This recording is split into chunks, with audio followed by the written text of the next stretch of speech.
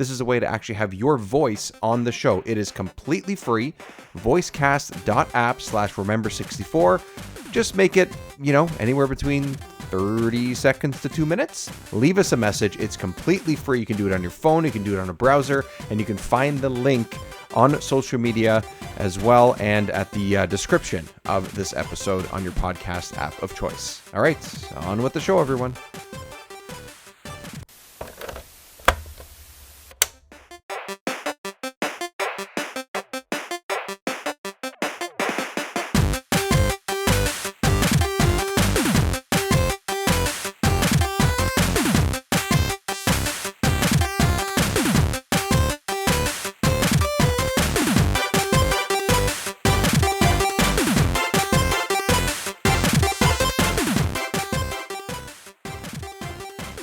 Welcome to Remember 64, where this week we're taking a bit of a handheld detour on our way up Spiral Mountain.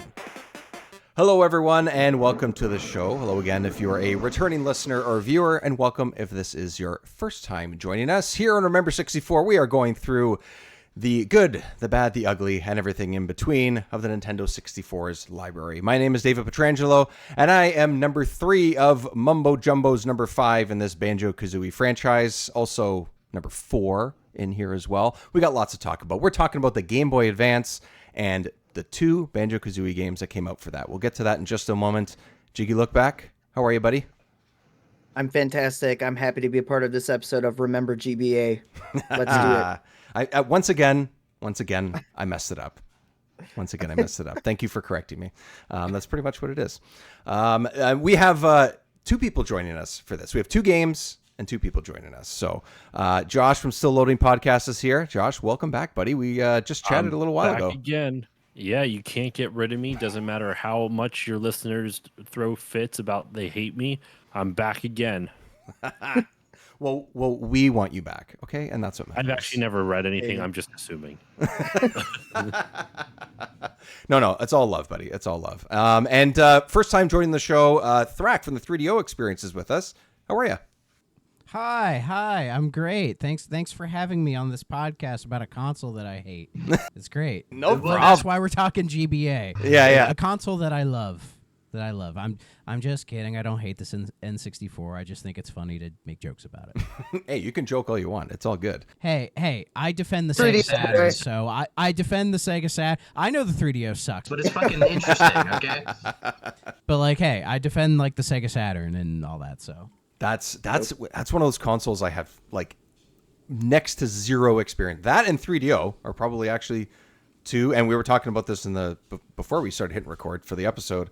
That, the 3DO, and the Virtual Boy are probably the 3 things I've probably had less than 10 minutes on in my entire life. Maybe collectively. So, well, you come on my show and we'll get you 3DO'd up. I want to, dude. I want to. I will play. We'll do it. And it's the same thing with this show. If it's something I've never heard of, never played, even more interested. Honestly. Before we get into talking about Banjo-Kazooie Grunty's Revenge and Banjo Pilot on the Game Boy Advance, Thrak, I just want to ask you, I guess we can kind of go around the table here, but Thrak, I want to start with you first because just briefly, and you can joke, you can make fun of, you can cut into whatever you want, your experience with the N64, and then we can all kind of riff a little bit on our experience with the GBA, since that's pretty much what we're covering this episode. So Thrak, what's coming into this year as of us sitting here and stuff? What's been your experience with the 64? Did you have it growing up? Was it later? All that kind of stuff. So my experience with the N64 starts many years ago. So growing up, I had an NES and the Sega Genesis. That's what I played, right? And then a while after that, early 2000s, I got a GameCube. And I still have that GameCube. That's the console I grew up on, played a bunch. And then around the time I got into high school, late middle school or high school, I was watching a lot of, say, Angry Video Game Nerd and other gaming content on YouTube. So I was learning about gaming history, and, the N64 and the Super Nintendo completely passed me by. And I was starting to get some money at the time. So I was like, oh, there's a local game store by me. Let me go check it out. And I went in and they had a Nintendo 64, And I was like, I want to play that one. I want to see what the big deal is. I think I paid $40 for it. This was back when video game collecting was cheap. So I got it in Yeah, exactly. So yeah, this was about 2008, 2009. I bought an N64 and bought quite a few games for it. Like I got Mario, I got GoldenEye, I got all the wrestling games. I'm a big wrestling guy. Indiana Jones and the Infernal Machine. I had that complete in box. I paid like $20 for it. Crazy. Yeah, and a handful of other just kind of ran. I had the Blues Brothers game, which I actually don't hate. And so I remember I played it quite a bit. And I even tried buying Superman 64, but my console wouldn't play it. It just wouldn't play the thing. So I was spared Superman 64. And it was so weird because when I bought it, it wouldn't work in my N64. I took it back to the store. They popped it in their N64 and it worked. And I took it back. It still didn't work. Interesting. You were determined. You were determined, and yet I wanted to know how bad it was. I still haven't actually really played that game, but so I played the N64 for quite a while. Played a bunch of games on it, and just the more I went, I was just like, it's a fine console, but I don't get what the big deal is. You know, there's some good games on it. You know, some great games, but I always found myself going back to, say, my GameCube or my 360 or even my Game Boy Advance. You know, those are more interesting consoles for me. So I eventually got rid of all of it. And so, you know, in the last few years, getting into this, like, podcasting sphere that we're all in, hearing all this stuff about people liking the N64 has always made me go, like, I mean, it was good, but I don't think it was, like, that great. But, you know, there's definitely good stuff there, you know. But everyone's got their own thing that sticks with them. Like for me, it was the Super Nintendo. Like you say, oh, I still have my GameCube. I still have my original SNES. And I had a Super Nintendo for a while as well. It's actually it's the only time I've beaten Super Mario World was on the Super Nintendo. Yeah, the GBA version's really good. All those SNES GBA versions are great. Oh yeah, I'm more of a Mario 3 guy, so I've beaten every version of Mario 3 that there is. Yeah. I just said except the music on the GBA version. Music on it is a little rough for Super Mario World compared to the For Super Mario World, yeah. I like the Mario 3 soundtrack on there though. Oh, okay. I got to hear the difference. It's been a while. It's a different style, yeah, but the Mario 3 soundtrack is amazing, so. Yeah. So, I mean, do you want me to segue into the GBA? Well, I was going to say, I was going to just hop in myself for a second and just say the GBA I have behind me over here. There we go. I got my direction. There we go. That's my original GBA still. That still works. The light on it is not great. That's the only thing that doesn't really work is the fact that it's really getting very dim at this point. Is it the SP or the original? No, the original. It's a silver. Oh, I mean, it's original. not backlit, so that also. It's not backlit. No, but it's still like darker than it was. You know what I mean? So like, there's even like a difference there. So, but it still works. The cartridges I still have still work. If I'm gonna play a Game Boy Color game, I put it in that. I played Banjo Pilot on that this week because I have a boxed full. Oh, it's beautiful. Nice. It's actually in really good shape. At the time, I was like, oh, I don't know if I want to pay that much for this thing, but like, it's actually really hard to find, and it's quote unquote gone up in value in the last like 3 years since I've got it. They all have. I don't know what the fuck that means anymore, but more people want it, so it just costs more money. That's all. Yeah, and I love my GBA. It's been great. I love going back and playing so many of the games that I grew up with playing and stuff. That, like, a lot of people are very, very attached to like the Switch experience and that being their sort of mobile gaming and stuff. Partially because of age, partially because of nostalgia. The GBA is the first thing I think of when I think of any kind of handheld gaming at any time. It's that specific one. I never had an SP. I had a friend who did, but so I don't really have any experience really playing it other than like sharing his. But I do know that when I've played ones since then as an adult, I don't like the form factor on it. So I think the form factor of the GBA itself works for even slightly larger hands. I think because it's not just a square essentially. So I don't know. I love my GBA. Oh, if you hate the SP form factor, well, you see the Game Boy Micro. Oh my God, that thing is that's ridiculous. It's a ridiculous idea. Ridiculous idea. I kind of defend it, but I can get to that later. That's just my. I don't know. I get it. I don't want to strain my eyes more than I have to, That's fair.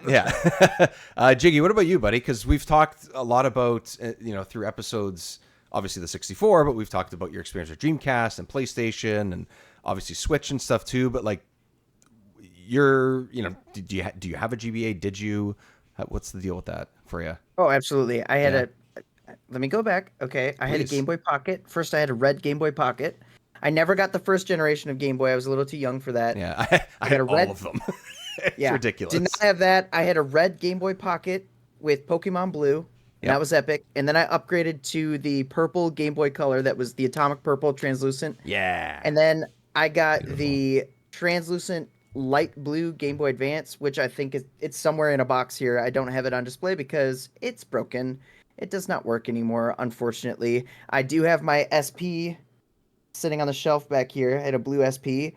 Sort of similar story. The reason why my old Game Boy Advance doesn't work is because hand-me-downs to little brothers, and little brothers destroy everything. He destroyed the DS. He just shout out to my brother. Thank you. Thank you for ruining my value. I do have a really cool. I bought this from a guy who had it custom built or whatever, or it's just like a IPS screen. Well, he bought it for himself, and I was just like, sure, I'll buy it from you when he wanted to get rid of it. Yeah. So it's pretty cool. Really nice looking screen. Love reliving some of the GBA classics on it. But yeah, this convenient silver case here, I did not treat my Game Boy games well. And to this day, I still do not treat them well. So you're not going to see any good complete in-box copies. And this is how I stored all my Game Boy games. And this is not all of them. Some of them my brother has. For anyone who's not seeing this, it's just he's opening a briefcase as if it's a stack of cash from the fucking Sopranos or something. I was gonna say that's the briefcase from Pulp Fiction. Or Pulp Fiction. The one that Travolta opens and the light shines. It's because he was seeing that value of Game Boy games. No Royale with cheese in here. All right. That's a lot of games too. That thing's got some depth to it. That box. Holy shit! It's stacked, and there's some games like floating around, like on the back shelf and stuff too. So nice. They are hard to store. It's a problem. Yeah, 100%. Especially the GBA ones. They're so tiny. Like before the Switch was an issue, it was this. For sure. Josh, let's go to you, buddy. What's the GBA experience for you? Sure. So I didn't have much of an experience back when it was when it was contemporary. Excuse me. The GBA was a weird one for me because I don't think this perception is correct, but my perception of it growing up was that it was kind of the handheld that people forgot about because the Game Boy was huge and then what was it? The GBA came out in 2001, and then 3 years later the DS was out.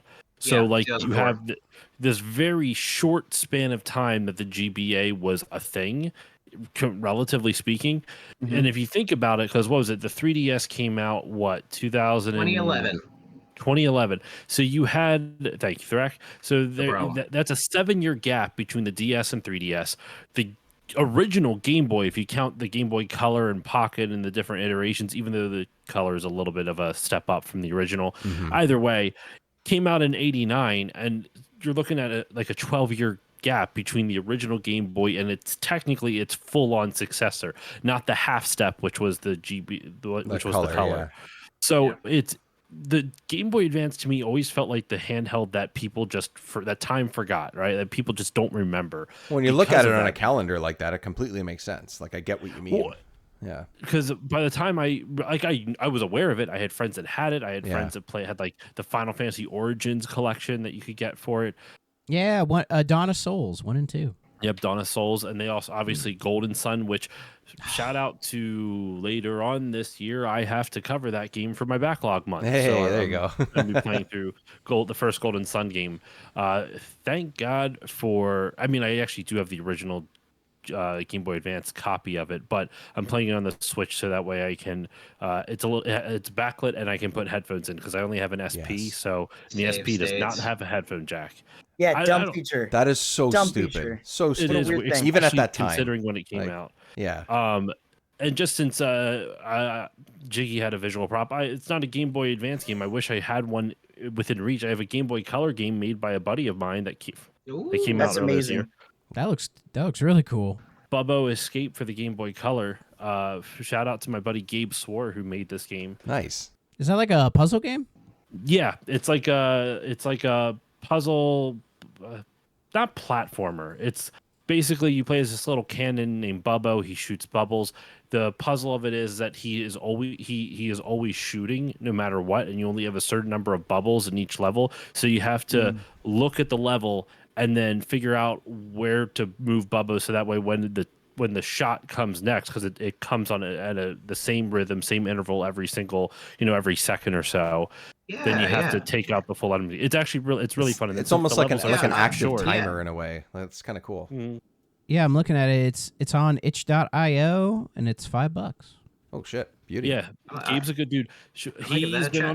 He's been on my podcast before. Really nice guy. He also, just to give him some more cred, that he already shipped a game, which is cool. But he was the executive producer of the Animaniacs reboot. Oh, that shit. came out on Hulu a couple years Very ago. Cool. Nice. Yeah. Anything Animaniacs, I completely forgot about that. I watched That's great. It's actually really good. It is good. Anyway, I'm yeah. digressing. So I just figured I'd share that as a visual prop. Also, give my buddy Gabe some much needed love. He actually had another game in the Bubbo series come out called, oh my gosh, I'm blanking on the name. I'll look it up while I'm finishing my story of the GBA. But yeah, so my experience with the GBA was pretty much non-existent, and it's Bubbo Burst. That is Gabe's newest game that just came out earlier this year. Anyway, so yeah, the GBA I didn't really have too much of, and in general, handhelds for me have been a blind spot until the last 4 or 5 years. I owned a lot. I owned a Game Boy Advance. None of it was actually contemporary. I always bought them used well after they were released. Right. Game Boy I got after its life cycle was over. GBA, same thing. The DS I got during its life cycle, but I never fucking played it until after its life cycle. The only handhelds that I actually played during their actual life cycle were the Vita and the 3DS. And even then, I barely touched it. And it wasn't until I started podcasting that I really sat down. I'm like, okay, let me dive into this. And I've been enjoying it ever since. So the GBA, I when you said hey, we're looking for guests to talk about GBA game, I'm like, that is one of the consoles I've played the least. So I will look for any excuse to dive in and try out some new things. Though I guess full disclosure, I did not play any of Banjo Pilot mainly because I didn't have time. And honestly, I'm not a kart racing fan, so I will keep my opinions a little bit lower on that one. I have lots to say though about Grunty's Revenge, which we'll get to. Nice. So. It's not a racing game. It's a flying game. Yeah, that's it's not a kart game. It's a plane game. Yeah, kart games are for babies. This is somehow this is a kart in the sky. That somehow your plane still goes slower over grass. Yeah. I was gonna say that. Really long grass. Okay, really long grass. Man, there's a lot of turbulence on this grass here. Calling someone to cut your grass in this economy? Come on. Can I ask the price of grass? Can I ask what has everyone given their GBA history? Thrak has not. Thrak has not yet. Thrak has not. Okay, can I add just what are some of your favorite games, Josh? Before we move forward, I'd love to hear everyone's favorite. Like if you have a top GBA game, if you have one that you're just I love this specifically. Do you have? I barely play any. Yeah, I barely play. I can't even say what my favorite would be. So Banjo's Grunty's Revenge. Grunty's Revenge. Out of the ones I've beaten, yes, because it's the only one I think I've fully beaten. Right on. Yeah. Well, happy to help, man. Happy to help. That's the title of this episode. Josh's favorite GBA game. Banjo Pilot. Yeah, Banjo Pilot, yeah. I fucking hate grass. It's so coarse and turbulency. Turbulency. I like it. It gets everywhere. It gets everywhere. It gets everywhere. All these grass clipping. Thrak, let's go to you then. Let's chat about your experience and then those couple games that might be your favorites. So I fucking love the Game Boy Advance. I'm a big GBA guy. I got a GBA again early 2000s when it was new. Because back when I was growing up, there was this kid who always used to. So my mom would babysit for random kids, so there's always a group of us hanging out. And one of them, she brought her original GBA, and she had Mario Advance, and I think there was some Tom and Jerry game. the Infernal Escape. We played those a bunch, and I was like, this Game Boy Advance thing's pretty fucking cool. Because I had a Game Boy Pocket. I had like Tetris Plus, Kirby's Dream Land 2, Solar Striker. I had Pokemon Red, but I've never really been a big Pokemon guy. So even though I played Red a bunch, it just never made me like a Pokemon guy. But so I had the Pocket. I still have my yellow Game Boy Pocket around here somewhere. And then I got a GBA SP with, I know I got Kingdom Hearts Chain of Memories, and there's like an Incredible Hulk game and some other stuff, and I played the shit out of that GBA. And so much that when the DS came out, I was pissed.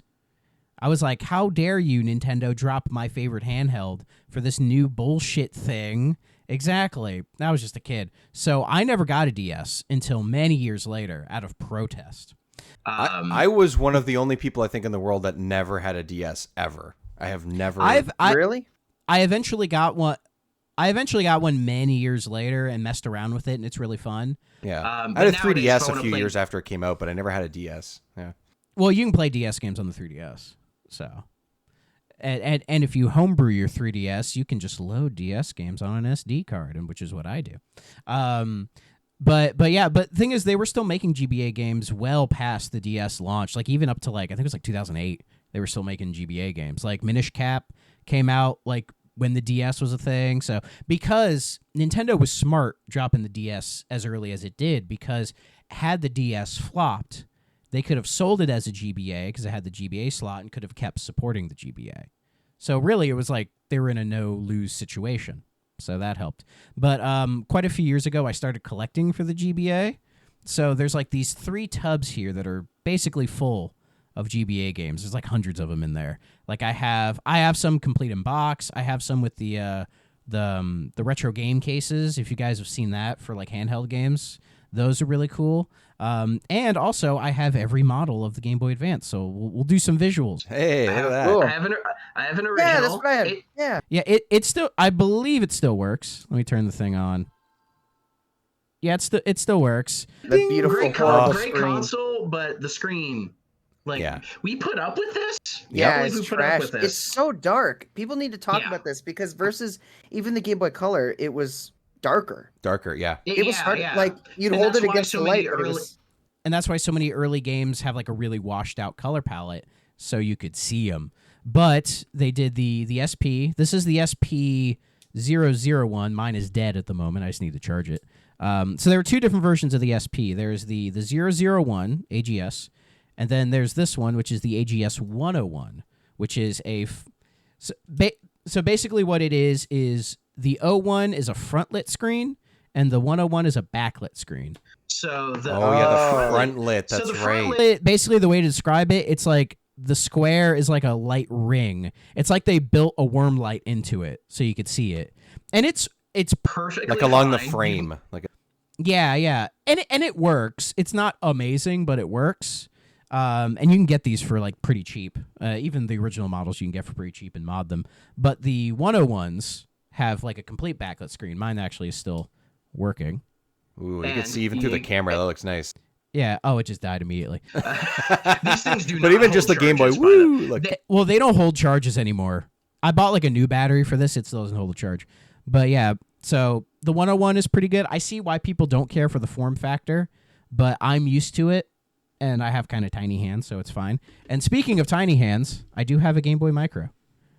Don't ask what I paid for this. Too much money. But honestly, like it is small, but the screen is really nice. Like it's small, but it's like the brightness and the definition is really good. It has like 10 different levels of adjustment. And if you have tiny hands like me, it goes for the OG form factor. And it's actually not terrible. I've messed around with it enough, and it's fine. Mine doesn't work, and the R button is broken. So, does it have a headphone jack? Yes, it does. Oh, what a great idea! You can't play Game Boy or Game Boy Color games on this guy. You can only play Advance. But I mean, you have to see how small this thing is to it's so. I've seen one in person. I do have a GBA cart with me, not to show off, but it's a Aria of Sorrow. One of my favorite Castlevania games. And yeah, like that's the size of it compared to the console. Exactly. It's the size of 2 games. Yeah, basically. In fact, that guy was sitting in this little guy, the GB Operator by Epilogue, which is basically a little epilogue. So basically, it's a little Game Boy Color, Game Boy Advance thing that you can just plug it into your PC via USB, and you can just play Game Boy games on your computer. You can like backup saves, download saves. It even can check to see if your games are like, fake or not, which is really cool. In fact, I have a fake GBA game right here, Doom. Because though I did get my money back on it. The guy was nice about it. Because I've learned how to detect fakes. But yeah, there's that, and then also I have an analog pocket. So. And that's a nice way to play them as well. Like people usually complain about how shallow the cartridge slot is, and it is. But for GBA games, it's not too bad. I mean, it's so small, but like if you put something else in there, it'll be a little iffy. Like I have the Game Gear adapter because I'm also a Game Gear collector. That's another story. Yeah, I'm trying to get all the Game Gear library. I'm like 42%. Is the Game Gear library made up of 17,000 batteries, or is it actually games? Well, I play it on this guy. Just because my Game Gear quit out on me. But yeah, the Game Gear's a whole nother thing. As most have, yeah. But there's a lot of really cool Game Gear games. So bring me back on. We can talk Game Gear. I know, man. Get some Sega crossovers. There we go. But I also have the e-reader for the GBA. Oh, I had a buddy who had one of those. Yeah, and I have a set. I have a set of the Mario Advance 4, Mario 3 cards, and I've done the thing where you put this guy in the SP, you put the game in the other SP, you link cable them, you swipe the card. Really stupid, but I did it just to make myself happy. So on my gravestone it'll say I did the thing, and then I also have the little wireless adapter thing. Yeah, I found one for like $5. So, I've been meaning to get the... Never owned, but I've, used at some point because of a friend. So it's, kind of cool. It's like a little trip down memory lane. I'll be like, oh, yeah, I remember that. Yeah. And so what I want to do at some point is find a way to display all the GBA models. Just to be like, there you go. Like a 3D printed sort of, little shelf or whatever, yeah. That's... Mm-hmm. But yeah, favorite GBA games. I could go on, but Metroid Fusion, my favorite Metroid game. The Advance Wars games, Mario Advance 4. Let's see. There's a game called Medal of Honor. What's the Medal? Infiltrator. Yes, that game is really fucking cool. Final Fantasy Tactics. Which one's Mario Advance 4? Oh, that's Mario Brothers. That's Mario 3. Yeah. I'm just looking at my game. Mother 3. I do have a physical of Mother 3. It's funny. I forgot. This might be on your list too, Thrak. I did actually play one other Game Boy Advance game, and I feel like an idiot because I literally just covered it for Mario Month this year. Mario and Luigi Superstar Saga. Oh, yeah, that is a great game. I've beaten it. I hate the final boss battle, but the rest of the game is fantastic. Oh, yeah, it's awful. If anyone is curious, you can listen to my episode. I was pissed at that boss. But yeah, Minish Cap, Golden Sun, all the Final Fantasy ports are great. The Tony Hawk games are really good on GBA. Yeah, I have 2, I think. I have Tony Hawk 2. Yeah, it's good. It is. Wario Land 4, one of my greatest achievements. The first 2 WarioWare games, because you have the original, then you have Twisted, which is like the weird, like they put a gyroscope in the cartridge, so you like turn it around. It's really cool. I do have it. All the Castlevania games for it, the Fire Emblem games for it, the Sonic Advance trilogy. Well, the first 2, Sonic Advance 3 is kind of, but Astro Boy Omega Factor, that is a fantastic game. Oh, I heard that was good. It's made by Treasure, and it's pretty fucking good. I could go on and on about GBA. Yeah, that was a pretty extensive list. And also Klonoa. Yes. Okay, that's what I was waiting. I have a Klonoa sticker on my little water bottle. Yes. Empire Dreams, that's the one. My 2 favorite Game Boy titles, arguably, or GBA titles, are Klonoa Empire Dreams. I played that game tons. Loved it. So good. I also really enjoyed Mega Man Battle Network as a series. I loved 4, Red Sun in particular. I remember getting it for Christmas. I just freaking loved it. 5 was also very good. Wasn't super into 6, but 4 and 5 were like my favorite. Yeah, I wasn't into those games. I didn't really get into Mega Man till like a couple years ago. So those completely passed me by. I was always more of a Castlevania guy. I like them, but I'm so bad at them. Battle Network, if you haven't played it, it's like an RPG with like a weird like. That's what I heard. I don't even know how to describe the battle system. It's like you move on like 6 tactical squares. Tactical, but is it turn-based? I don't even know if it is turn-based. It's not turn-based. It's not turn-based. Okay. It's kind of a really weird battle system, but it focuses on like chips and powering up your character, and then like it's I like that. Cool. It's unique. It's different. Yeah, that's fun. The problem was they made way too many of them way too fast. They made like 6 of them in like 3 years. Yeah, you just like listed off. Yeah, 4, 5, 6 were great. I was like, wait, there was a 1, 2, 3. Yeah. Like what the fuck? Honestly, they could have kept making them into like the 3DS if they spaced them out correctly. Right. Yeah. Right. They could have kept. They probably still be making them. They are. They are making them. I think they are. No, they did the collection. DS, collection. Which the DS had number 5. It did like basically. So they tried to do like a Pokemon thing, where they did like 2 versions. Yep.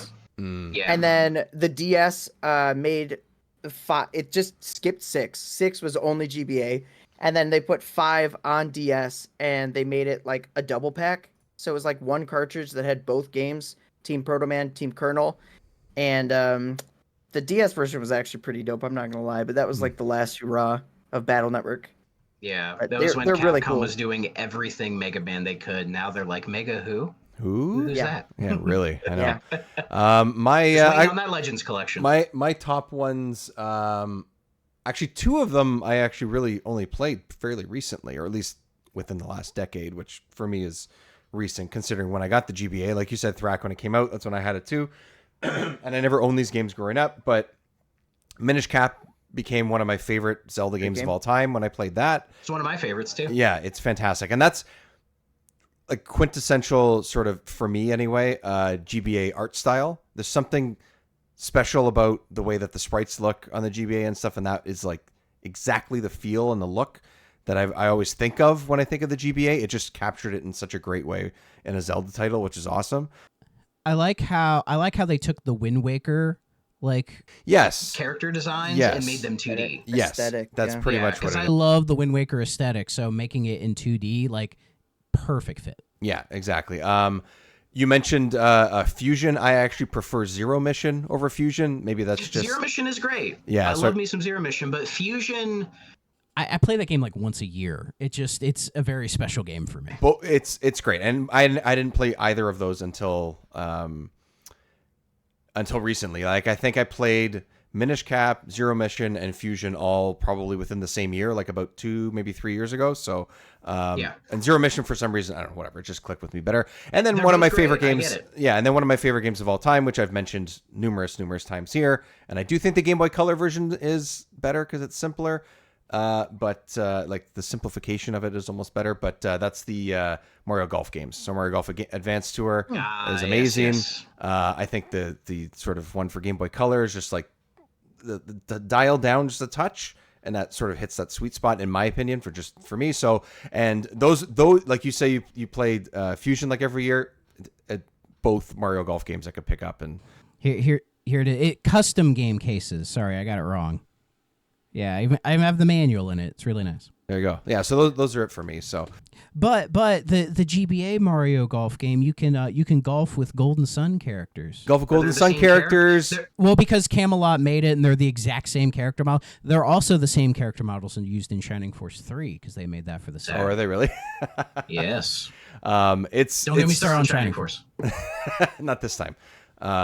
There's a really good GBA remake of the first game, of the first Shining Force, though. Yeah. It's very expensive. Don't buy it. I will not. Don't worry. I will not. That's all I had to hear. Okay, let's get to one of the 2 games. What are we talking about again? One of the 2 games that we're going to be talking about. Let's start with, it's playing here for the last several minutes since we've been talking about the GBA. Let's talk about Banjo-Kazooie Grunty's Revenge. Who wants to put their hand up first for their experience, if they had any previous, and how it went this last couple weeks for them. I'm going to wait a little bit because I'm very curious to see what people thought of this. So Josh, let's go with you, buddy, because Sure. You said you made your way all the way through it, and Yes. don't have a ton of GBA experience, which is a little bit of a unique sort of approach, I think, like when it comes to these games. Because I just automatically assume that people have played the GBA forever. So that's just me. No, So this was my first time playing it. I will say, I'm overall, like if I had to give my overall vibe to it, overall feeling to it, I enjoyed my time with the game. I thought overall it was a pretty fun experience. It was a really good like not delineation, but a really good porting of the Banjo-Kazooie 3D platformer collectathon to a 2D world and a 2D viewpoint. I kind of isometric-ish a little bit too. A little bit, because you do play with height a little bit with this. So I thought it was a pretty good distillation. That's the word I was looking for. That was a big word. I like that. That was today's word is distillation. Today's letter is D. Give me that D, baby. No, it's a good distillation of the 3D formula that for those who like the original Banjo-Kazooie and Banjo-Tooie games, it's a pretty good distillation of that. They honestly do a really good job of taking a lot of the mechanics from 3D and finding a way to make them work on a 2D gamepad, with just a D-pad, A and B buttons, and then the bumpers or the L and R. Where it kind of falls apart is, I think, when they start adding the different egg types, because as Kazoo, you can get like fire eggs and ice eggs and that kind of stuff.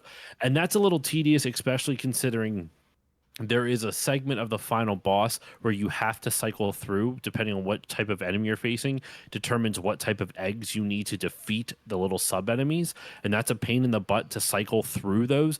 In the game, it's not so much of a problem because they don't make you do stuff with a really intensive time limit. Like, these guys are bearing down on you in the boss fight, so you don't have a lot of time. You have to cycle through quickly and hope that you don't get hit, and hope that you do it fast enough, or you have to stop, run away from them, and then just continue to cycle. And that's a bit of a pain in the butt. So overall, it was a good distillation. Where I think it falters the most is its perspective. It's 2.5D isometric perspective. It is goddamn impossible to see like height on this because of the way they designed the pixel art, specifically the pixel art, especially, you had it up on the screen a little bit ago, Dave, the underwater segments. It is there is no visual indication that you're supposed to really swim through holes in the coral. You figure it out. Like, you are able to figure it out, so I will give them that, but I don't think it's really well broadcasted. It's not intuitive. It's not intuitive. It's not. That's the better. Yeah, it's not intuitive. No. Distillation, intuition. There we go. Yeah. So it's not intuitive in the slightest, and they also make it because of that same issue with how they design the world in this 2D plane. There's some jumps that you make that you think you're going to make, but you don't because of the perspective. So its biggest issues for me were that perspective. And I don't know if you want me to go off on a 20-minute rant, but I can. The final boss is fucking bullshit. We'll get there, because I think there's lots to talk about. We'll get there. Yeah. Thrak, go ahead, buddy. What's your? Oh, sorry, Josh. Go ahead. The only time I used a save state. The last thing I was going to say, it's the only time I used a save state in the entire playthrough. Oh, I see. Literally, I used a save state. I literally used a save state right before. Right after you climb up the tower and right before you enter into the boss. Gotcha. Because to put out those fucking fires, to shoot a fucking egg and tie in a fucking hole so you can fucking jump up the fucking thing, and I just fucking hate it. So yeah, sorry. Go on. Oh man, and then the boss itself was a pain, which we'll get to, but that's the only time I used a save state, and then I died so many times to the boss anyway that I started save stating in the middle of it because I just didn't care anymore. I'm like, fine. I've already proven I can get to this with this level, and actually relatively consistently. I don't feel like doing this again and again and again when I've already proven I can get to this. So I don't count save stating as like I beat the game if I did it. Like no issue if someone else does. I just can't do it for myself. This time I did because I thought this was more of just wasting my time than actually testing me on something. But that's fair. Anyway, that's fair. And a mini rant. I will re-rant when we get to the boss. Thrak, go for it, buddy. What was your sort of Was this the first time you played it? And so I 100%ed this game a couple years ago. Yeah, I did everything. I don't know what propelled me to do it, but I did. And so yeah, I messed around with it a little bit again just to refamiliarize myself. And yeah, I was surprised at how well they were able to take like a 3D platformer and convert it to a quasi like 2.5. It's like the top-down Zelda perspective, but they're still using like 3D character models for Banjo and all that, and they look really good. And yeah, they were somehow able to make a platforming game from that perspective, which kind of worried me. And there are definitely some depth perception issues, especially if you're trying to jump up onto something. But I found when I was playing it, the more I played it, the more I got used to it and kind of learned how they judge height, so you can just kind of adapt your brain a little bit. And yeah, there's like a lot of mini games in this as well, like arguably too many, like all the fishing and the quiz answering and all that other stuff.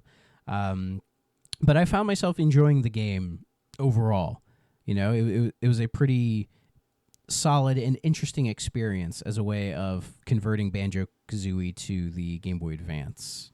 Well, I was saying, yeah, it's the only Banjo game I've beaten, so I have limited experience. I've never played Banjo-Tooie, ever. I've played a bit of Banjo-Kazooie off and on N64, and I like it. In some ways, I like it more than Mario 64. In other ways, I don't. And then Nuts and Bolts, I do not like at all. I have very, very That's little not that experience hot of a playing that game. take. Yeah, Some it's people really not. like yeah. it. I know people who love that game. I gotta give it another shot. They love it for like specific reasons, reasons that I understand. But like when I played it, I'm like, this isn't what I wanted. Right.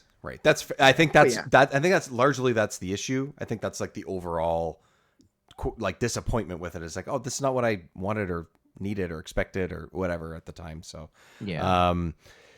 Jiggy, I feel like I don't know if you're gonna say this is awesome, or you're gonna say, or if you've played this before now, or if you're gonna say this is the worst decision they could have ever done and bring me back to the 64. I really don't know where you're gonna sit with this. So what'd you think?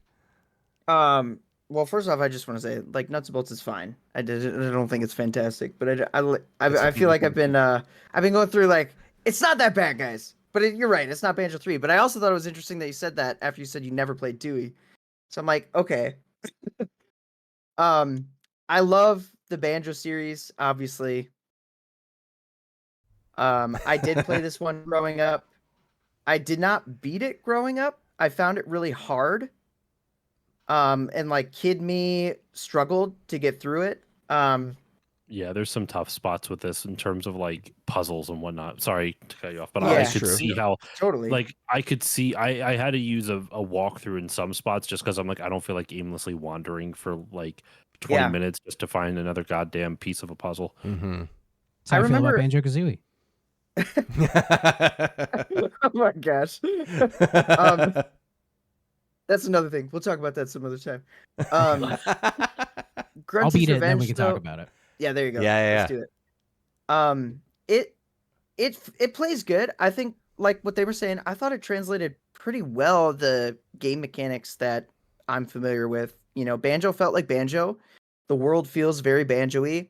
I honestly, if I was gonna play it for something though, I'd be playing it for like the little lore and like just the story, like 1.5. I think that's pretty cool. This takes place in between Banjo-Kazooie and Banjo-Tooie. What I can't stand about it is the fact that you have moves like the drill peck. And I'm just like, okay, that's a move we learned in Tooie, but we get in Grunty's Revenge, and Banjo just doesn't know it, and you need it in Tooie, like to save your like goldfish Royston. It's like, I don't know. It's like little things like that. It's sort of like kind of broke up consistency between the games, which it's not that big of a deal. It's a lore thing. It's a lore thing. I get it. It's a lore thing, and this came out after Tooie, didn't it?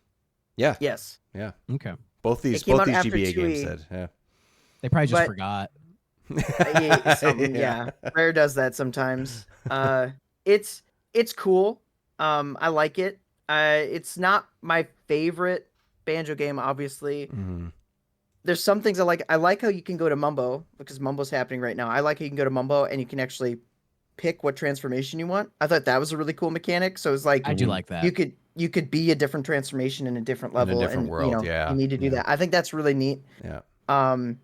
I love just how all the characters and everything looks. I think like looks wise, I'm really impressed with this GBA title. I think it's really cool. I did have the same depth perception issues. Mm-hmm. Like it was frustrating at some points. You really have to rely on your shadow. So you kind of gauge when landing on something, which is nothing new to 3D platformers, but in a 2D platformer, weird. I'll give them credit. They tried to make the shadow as dynamic as possible when you're going up and down. Like they tried to make up for it. That's true. It's not just like a flat, always the same shape or whatever. Yeah, that's true. They tried. Yeah. So I sit somewhere in the middle. I don't think it's bad. I don't think it's great. I think it's okay to good, and it's a fun experience. But I definitely I'm probably not going to replay it. That's where I'm at. Yeah. I also think that the voice acting gets under my skin very easily. If I have to hear like I know that in Banjo Kazooie and Tooie and even like DK64, they kind of have that same type of like voice cadence, like the voice sounds.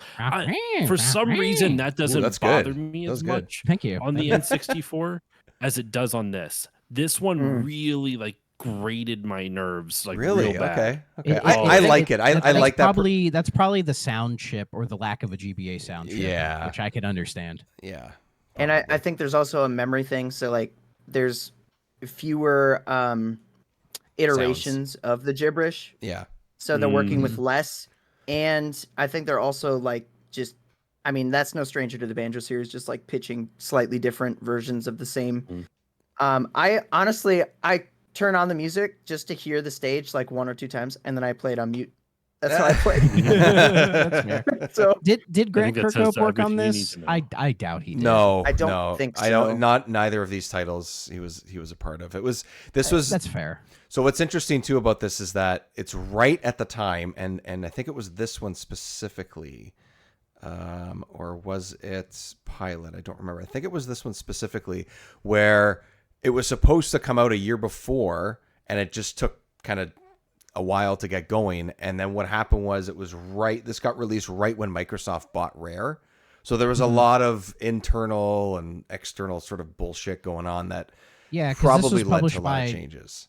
Yeah, this was published by THQ. THQ. And there's a handful of GBA games that Rare made that are published by THQ because Microsoft allowed that because they weren't going to publish on Nintendo systems, at least not yet. Not yet, yeah. So exactly. there was there was the Saberwolf remake. The Banjo Pilot is also THQ. So and it's Mr. Pants, which a lot of people forget is a Rare game. Yeah, exactly. So this actually started as a GB Color title. Yes.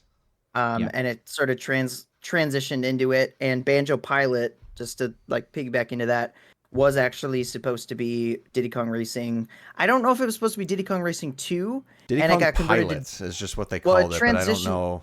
I thought it started off as Diddy Kong Racing 2 and then transitioned to Pilot, and then they switched to Banjo. And they switched to Banjo because they couldn't. Chain. Yeah, I have a couple notes written down about it too. They switched to Banjo because then it was Microsoft and they didn't have the rights to the Nintendo characters, so they had to find another way to pull it off. So Microsoft was like totally for them making GBA titles, by the way. Yeah, because they just didn't have a handheld, and they're like, sure, like great. Why wouldn't you take advantage of that chance when you have it, right? Because they didn't have it otherwise. I think they flirted with the idea of making a handheld in the 360 era, but it never really came to be. But there is that one that's supposedly coming either this year or sometime next year. Sometime in the next couple of years. I'm interested. I am too. I'm curious. How about this? I'm curious. I'm curious too. I mean, I'm an Xbox guy, so I'm curious. I love my Game Pass. That's that. So I'm curious just because of that alone. So I like the controller. I have Game Pass as well. Yeah, but I would just put Game Pass on a Switch too. Let's just do it. Or just Steam Deck. They tried. It didn't work out. What was I going to say? Oh, I was going to say I am pretty much. I think we're all kind of in agreement with how this game is. Is it amazing? No. Did they do a decent job? Yes. Does it feel the best at every point and all the puzzles and the depth perception? No, there's some issues with that. There's a lot of that's just limitations of the hardware. It's hard to sort of translate that. I do think like I didn't have that much of a problem with the depth stuff, but it's only certain points where I was like, this is ridiculous. Like this cliff above me looks exactly the same as what I'm standing on. How could I possibly know that this is above me or below me? This is stupid. The difference of where it works, no problem, is like what we're seeing right now on the screen with like Spiral Mountain and stuff. It's easy to see because, you know, the walls are brown and the ground is green for grass, and it's just, you just know, right? And that's totally fine. But otherwise, there's a lot of points where you just run into it and you're just like, well, I don't understand how you could have possibly done that. So it's funny because the level that's on screen right now is one of the levels with the worst instances of that, with the freaking in the bayou with the docks and stuff. Like there's a section that's down in the southern part of the dock that like you can't. I genuinely could not tell that I was going to be able to jump high enough to reach it, but you can. But it doesn't. It feels like when you do your crouching high jump, it doesn't feel like I would be able to reach it, but you can, and it's very hard to really kind of gauge that, which is frustrating. Yeah, the interesting part is that like the shadow thing that we were talking about is present for you, but it's often not present for the platforms.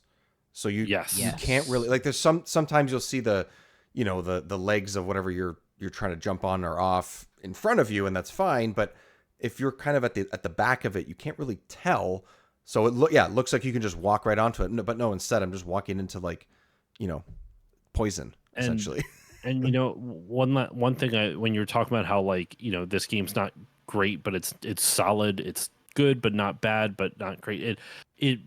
I've been seeing the discourse a little bit more recently on Blue Sky and other things like that, but like what is a perfect like 7 out of 10 game? To me, this is a 7 out of 10 game where it's like I'd say that's fair. Doesn't do anything great, but it's like it's solid. It's a real I'd even give it like a 7.5 if I was actually grading it on like a out of 10 scale, but I also usually grade things a little more lenient than other people. So like I don't know, to me this is like a 7 out of 10 game. Like it's got a lot of solid stuff going for it, but it's just there's some really weird things even like right now, like the mini games are very odd. Yeah, so if like anyone can't see it, that we see on screen, just the mini games are like there's so this. many of them. I feel like it's excessive. I think it's just trying to pad the game because the game's not super long anyways. So I think it's trying to pad out the experience, and they're just 2 hours and for the most part, like the mini games just they're not great. I have a question for the four of you or the three of you. I have a question for the three of you. I only saw this one mini game on the final boss. I don't know if I would have. I don't think I saw it anywhere else. So the mini game that we're seeing on screen right now, I know listeners won't be able to see it, but essentially, Banjo has a fishing line. He casts it, and however long you hold the cast button determines how far to the bottom of the screen the line goes, and then you have to time it with fishes going across, but you can't catch crabs because that'll hurt you. Oh, I mean, like in real life, crabs hurt you. Don't catch crabs, kids. Don't catch crabs. Don't catch crabs, kids. It's not great. Dave's advice. I'll give you crabs. Not from any experience or anything. It's just a general knowledge type thing. That's all. My wife and I have a great marriage. No. So the one mini game though in the final boss, they did the same thing where it was like fishes and like crabs, but they were all underground. You couldn't see them. You can't tell. So I was like already down to like so little health, and I'm like, I want to make sure. Was there any visual indication that you could tell the difference between crabs and fish when they were fucking under the sand? So this is like sort of like a classic sort of old school fishing type mechanic where you cast the line like you said, and there's different sort of like power to your cast, I guess, for how far you can throw it or something. Normally you can see, there's the red fish, there's the green crab, catch the red fish. That's the mini game. But in that boss one, they're all underwater and all you see is like shadows essentially. There's no difference. And I looked this up and I was like, does one move differently? Is that how you can tell or whatever? I thought it was movement stuff. It's not, apparently. Apparently it is randomized. And that is, I mean, I'm sure, I don't know this for sure, but I wouldn't be surprised if certain ones are always a crab, certain ones are always a fish. Like you go through it a second time and they're always in the exact same place. I don't know that. I feel like it gives you more fish than crabs anyways. It does, but the problem is crabs. I got one fish and like 5 fucking crabs, and that cost me my life before I did the save state on the final boss. So then I had to go and do the whole goddamn thing over again. Fucking goddamn crabs. That is one of the points that I ended up playing this not on the actual GBA and stuff. That's one of the points where actually it could be the only point is that exact fishing spot where I was like, I have to use a save state because I have one hit left. One fucking hit left. So I make one mistake when it's like 50-50 chance essentially. How the fuck am I supposed it's a stupid idea. That part specifically was so stupid. Just imagine if that video game was in a 3D Banjo game. Just imagine. It's like the catfishing game. Yeah. It's probably better on mobile phone. Oh yeah, there is a mobile version of There's this. a mobile phone version of this. Of this? Probably, I didn't know that. I didn't see that. My guess is it's the same. My guess is it's the same game, but like N-Gage screen. Yeah, Sonic N. I was gonna say I could totally. It's very that. like moving a line, collect all the notes in a line. Like look it up. It's very interesting. No thanks. The fact that it exists is kind of cool. Yeah, do that right now. The other thing that's a little bit of a mini game, which I thought was a really dumb decision in my mind, is some of the honeycombs that you pick up are a mini game for how much health you have. And I thought that was I thought it was so stupid. Was really dumb. Like when you pick up one, okay, it gives you health. I get that. That's the way it is. When you pick up the one with a 2, oh, it gives you 2. Okay, cool. That's not bad. But then there's one where there's a 10-second timer and it is randomized across your whole health bar. And sometimes you can lose health just because you happen to press A at the exact moment that you weren't quote unquote supposed to. Yeah. I thought that part of it was stupid. The other part where it's like, it gives you a couple at a time. Fine. Okay. Every once in a while, they give you a little extra health. Great. Why? And it stops the game. The whole game just stalls and waits. I'll tell you why. Ugh. I'll tell you why. It's a TUI mechanic that should not have been translated to this game. I know. I forgot that was even a thing that it was in TUI? that. Yeah. Yeah, it's in TUI. Yeah. Oh no. Yeah, I totally forgot. It works that. in TUI though. It works in TUI because you know that it's a honeycomb that you can avoid if you don't want to do it. But it seems it's a lot faster. It's easier to land on that like max health thing. So if you're in a level where you're like losing health, it can really help you out. But it's like totally optional, right? I feel like in this one you need health all the time. That's true. Like, constantly. Yeah, you are struggling a lot more with your health because there's a few points that I ran into, and I don't know, maybe it was just I couldn't quite figure it out, but some enemies knock off more health than others, and there's really no way to tell why. Maybe because they're like different elements or something. I don't know what the deal is, but I didn't love that either. And then all of a sudden I'm doing, I'm just scraping by to get by a stage that actually really shouldn't be that difficult, right? Just because of that. So, yeah, they're also like. See, I didn't really struggle until like the final boss, which is where it gets. Yeah, I wouldn't say it's unfair. It is pretty unfair. Yeah, it is pretty unfair. I don't know if struggle is the right word or more just like an annoyance, I think is probably what it was. I could see that. I mean, I could see that. Yeah. When you try to move as fast as possible and just go collect everything, right?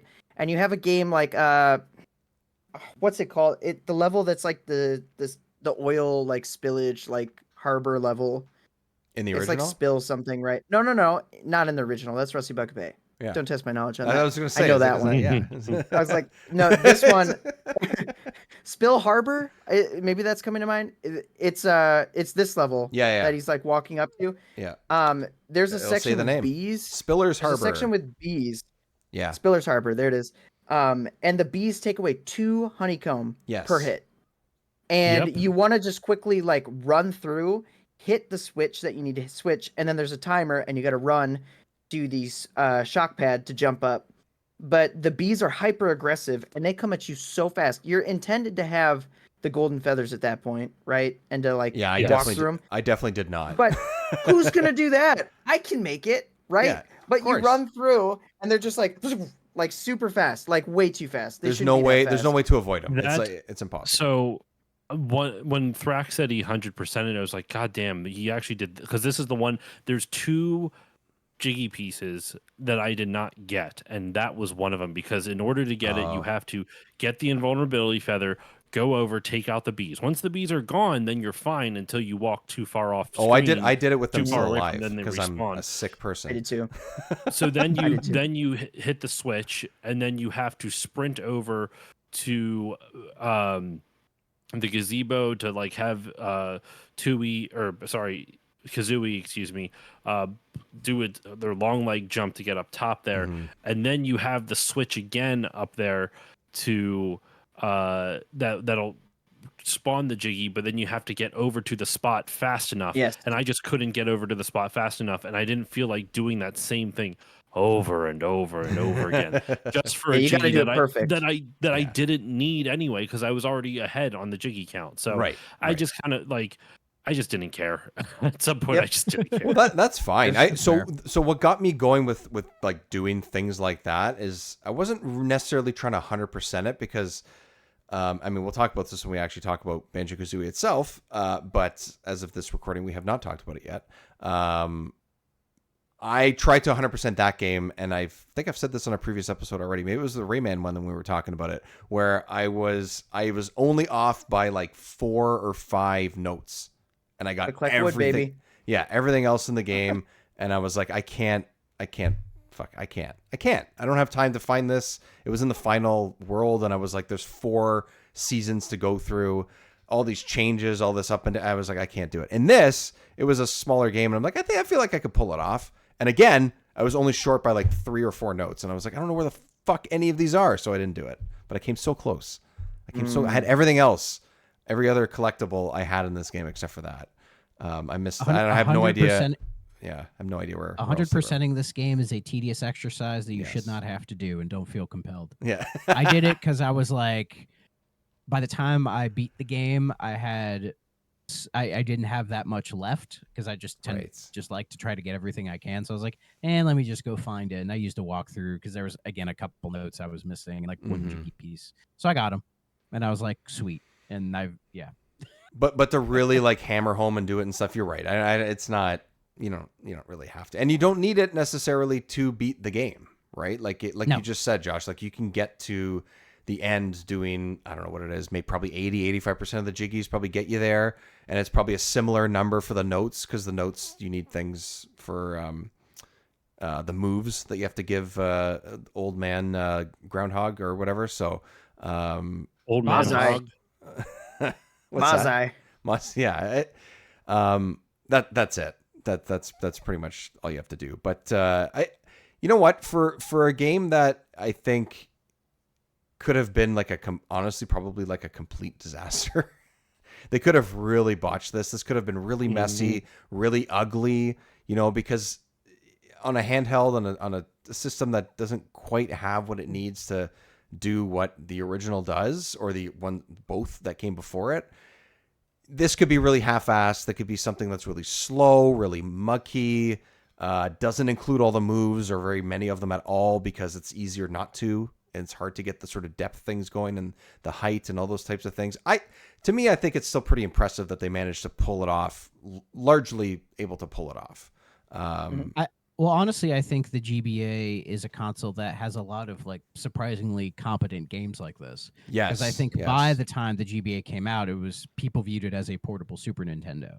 So you could have those quality of games. Even growing up, I thought it was that, because I was like, oh, these are all the games I used to have for the SNES. Cool. Like. Yeah, and also it's also a little bit more powerful as well, because there's a lot of games that try to do 3D stuff with varying degrees of success. There's even PlayStation 1 ports on this thing that range in quality. Wild.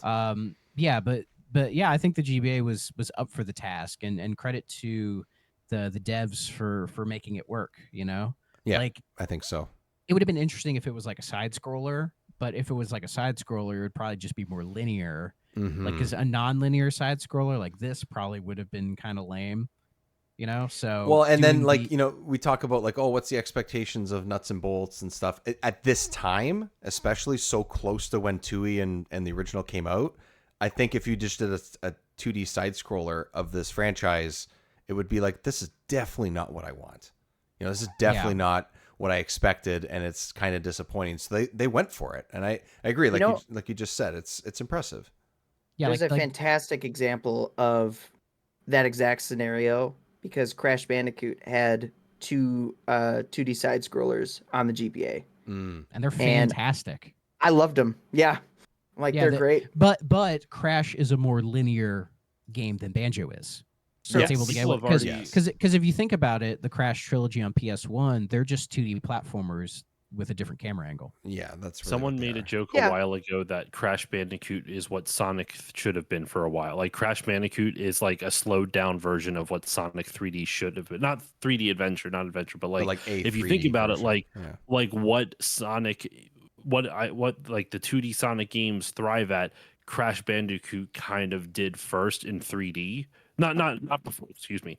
Not before this 2D games. Obviously, I'm talking about. But so since Crash already did it, and then I don't know what they were trying to do with the 3D Sonic games. I'm not trying to take away from that. I know a lot of people love them, but like they are not anything like in terms of tone what 2D Sonic games are. Right? They're completely different. For better or worse, whether you love it or hate it, they are completely different.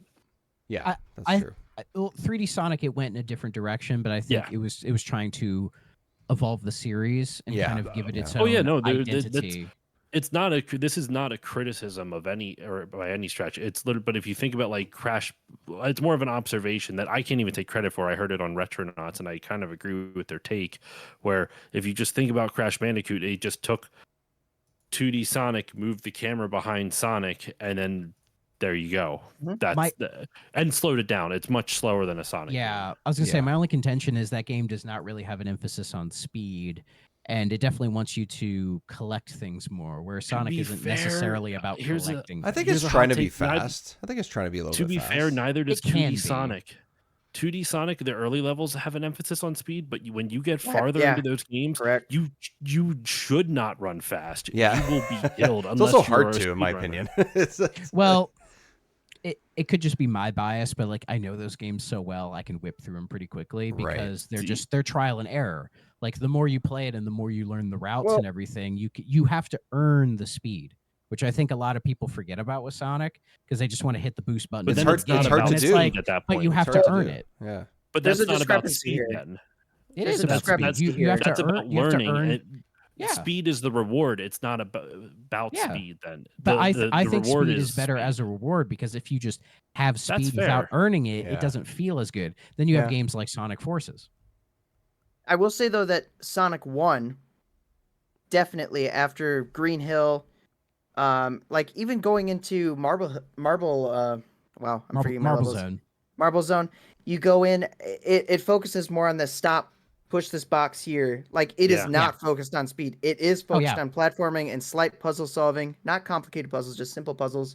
Sonic 2 and onward, a little more open, a little more emphasis on actually like going through loops. And like, if you look at like the levels themselves and the way they're laid out, like they focused more on what made Green Hill great in Sonic 2, like kind of the whole way through. So I feel like as you progress through the series, there's an emphasis on more speed than there was. And then you get Sonic R, which is just the culmination of everything. I like the soundtrack. Oh yeah, we go Supersonic Racing. Oh yeah. Sorry, I got us off on a tangent with the Sonic talk. I mean, I could talk. No, Sonic I agree with you. I can talk Sonic all day, but I mean, Sonic 1. If the zones were like mixed around a little bit, you know, like if you didn't go from Green Hill to Marble, right? Like say you went Green Hill to Spring Yard or something, it would flow better. Like Sonic 1 has kind of a weird flow that they did fix in the later games. But Is Sonic 2 and Sonic 3 is Casino Night Zone in 2? That's 2. See, that one I also feel like is very slow. Not in a bad way. It's a fun level to play. Like I love that level. But there's so many things that'll just like bounce you back, or you get stuck in the pinball. Stuck in the middle. Yeah. But at the end of the day, they are platformers, just like anybody else. I think people, when they think of Sonic, they think of speed and want to treat it like a racing game. Yeah. And it's like, no, at the end of the day. And that's also how they marketed it too, to be honest. True. Like, but at the end of the day, they're fast-paced platformers. Yeah. You know, they're faster than Mario and they're more focused on like momentum and all that kind of stuff. But at the end of the day, you'll still have to do jumping stuff and fight weird Robotnik bosses that suck, like the Casino Night one. And you know, it is what it is, man. Yeah. Yep. That's fair. And that ain't Banjo. No, that's not. Yeah, That's not Banjo. No. It's Banjo not is this. very slow paced. Yeah, it's pretty slow paced. Almost to a fault. Almost. And At actually, points, sure, yeah, absolutely. It's one of the gripes I have about this game too. It's not particularly the level design, and it might just be based on the limitations. We talked about the depth perception and everything, Mm-hmm. but the actual layout of these worlds, I find frustrating to navigate. Yeah. Like, Some of them I- definitely it's- are. Yeah. There's only a handful of like definitive landmarks that you can really latch onto and be like, okay, this is where I am. Yeah. And it's just you have such a small view and perspective of the actual like entire area. I almost think this would be really cool if it was on PC and had like, like ultra wide support and you could just see everything. That'd be dope. Yeah. That's just me throwing you that can out see a there, little but bit more. It definitely feels like the level design is just trying to do what Banjo-Kazooie and Banjo-Tooie did with the big 3D open worlds. But Mhm. yeah, as you said, it doesn't have the screen real estate to make it work. Yeah. So Yeah, they exactly. should You have just get done a better lost a lot. job. Yeah, or even maybe like a little mini map or something to help keep track. Just Yeah, 'cause something, there even are like a many- simple mini map, like something that just had Oh, even yeah. just some sprites 'Cause- on it, like just a 'cause very there's- basic thing. Yeah, because there's so many times in this game where you're running around and you're like, wait, am I here? I thought I was over there, and you get lost. Yeah, especially with some of like the outdoor areas where, yes, depth is part of it, but also everything kind of looks the same on the ground, so it's a little bit difficult to figure out. We're watching sort of an indoor area, which I think was a little bit more defined, but that's, again, that would be with a lot of games. I hated the area that we're in right now. So did I, but it was at least you knew which direction you needed to go, or at least I did. I didn't. I was okay with this Maybe I'm just particular dumb. part, but it was the only issue with this is that whole thing where I mentioned like you just lose so much health in this area because everything's on fire and the ground is on fire. There's lava, and it's like, okay, I get it. Can I just do something to get around that? It felt more difficult than it needed to be, only because if you made a small mistake, you're punished more than I thought you should be. Again, that's a platformer. There's an ice level, there's a lava level, there's like all those types of things. It's all there. It's just all part of it, right? The person who's playing this game right now that we're watching, it's definitely not my playthrough. They're crazy good. They're crazy good. They're Also dodging remember the they fucking probably- bees. Like, get out of here. This is all they probably play. stitched together a lot of sections of it. A lot of these long plays, they'll stitch together their best. That's- I'm not knocking it, but That's they'll true. stitch together That's true. Yeah. their best things Or just if you to play keep multiple it, just to times. keep it short. Yeah. Yep. You know what's crazy, though we've been talking about it? A lot of the criticisms we have are like the similar ones I would have to Kirby and the Amazing Mirror on GBA. Oh, okay. Like I haven't like, played it, so I can't. Yeah, I mean, I have played it. it's Kirby trying to be a Metroidvania.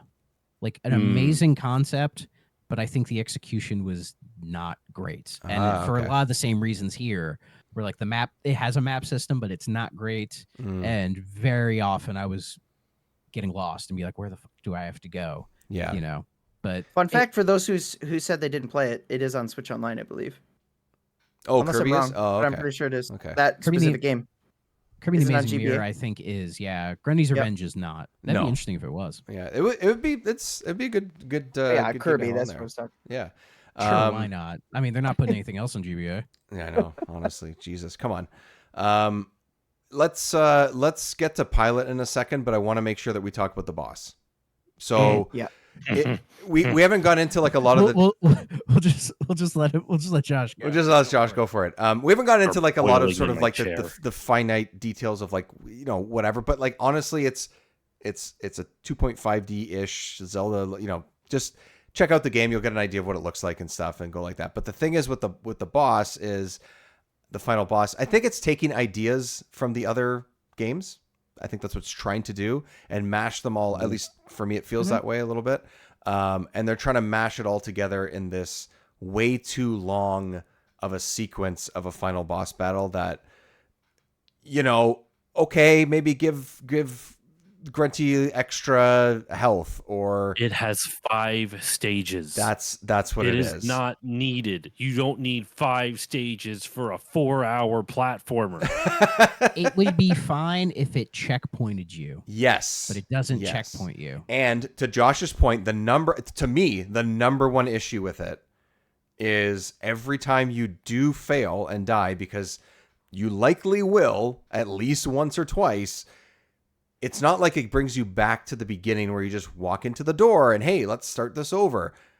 You have to go to this area of Spiral Mountain. You have to have enough frozen eggs in order to put out fire that comes back. And then you have to go, I think it has a timer too, doesn't it? Where you have to get to the timer in order to jump to the area that has the walkway, the doorway to take you to the boss level. Why do you need to do that shit just to do the boss over and over and over again? Because you will need to do that. That part should not even be part of, like, it should not be an aspect of this. Do it once. Does Banjo-Kazooie make you do this on N64? No.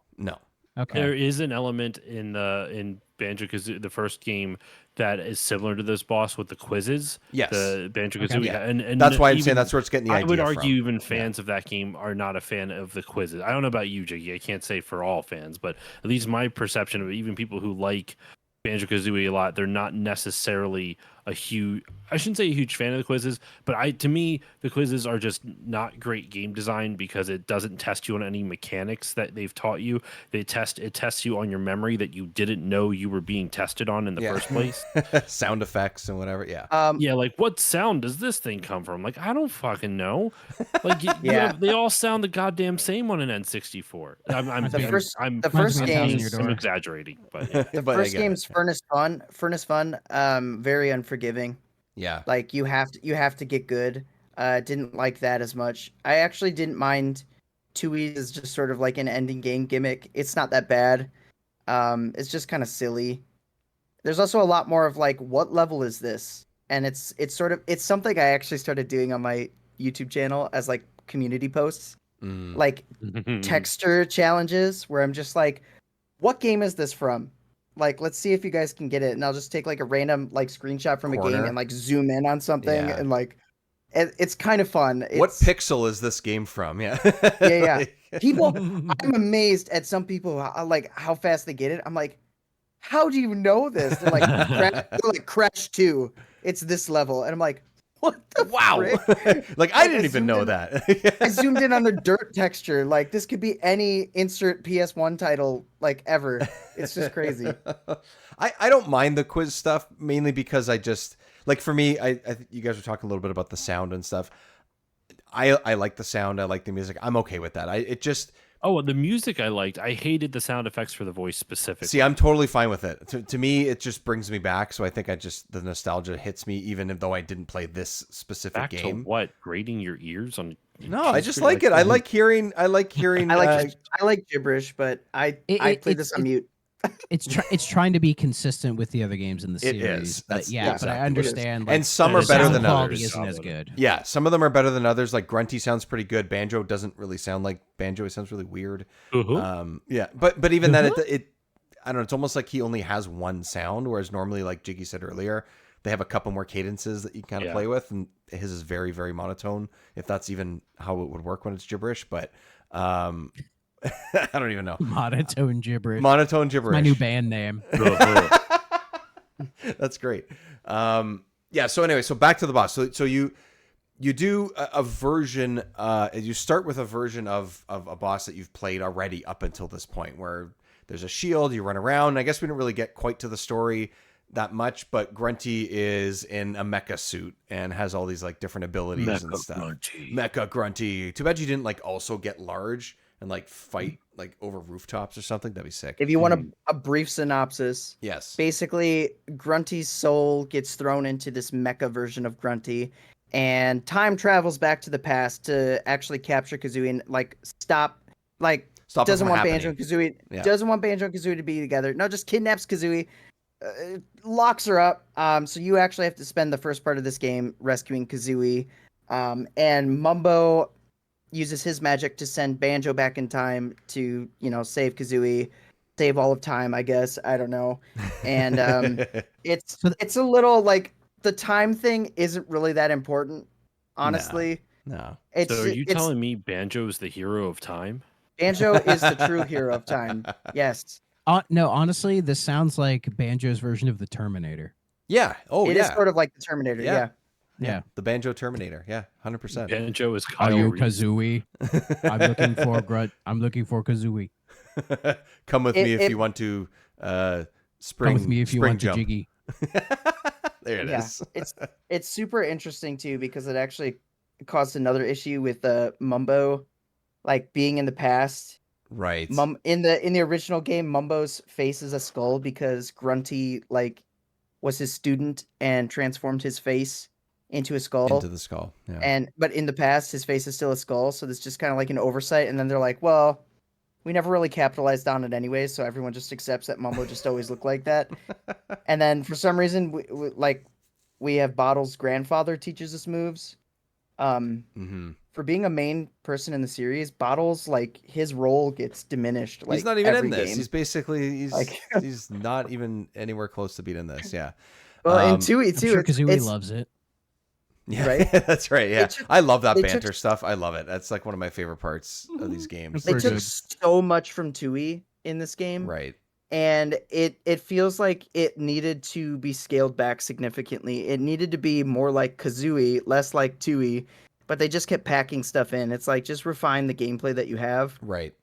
Stop adding mechanics, and it gets a little overwhelming. And in the boss fights in general, because there's even boss fights where you have to use like first person perspective and like Oh yeah, I shoot forgot about the target. that. Yeah, that was. Yeah, and I found that it's- pretty easy though. Like I got through it pretty quickly, but It's padding, like Yeah. we said it earlier. It's Yeah. padding. It's a lot of padding.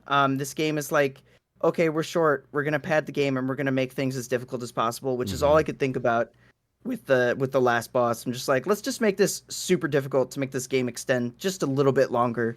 yeah. So Eh. so my whole thing with the boss was that I did end up using the save state because even though I do have, this is the only one in the franchise where I just have the cartridge and not the box. This is the only one I cannot find it complete for a realistic price. So I'm Is just the game collecting amazing?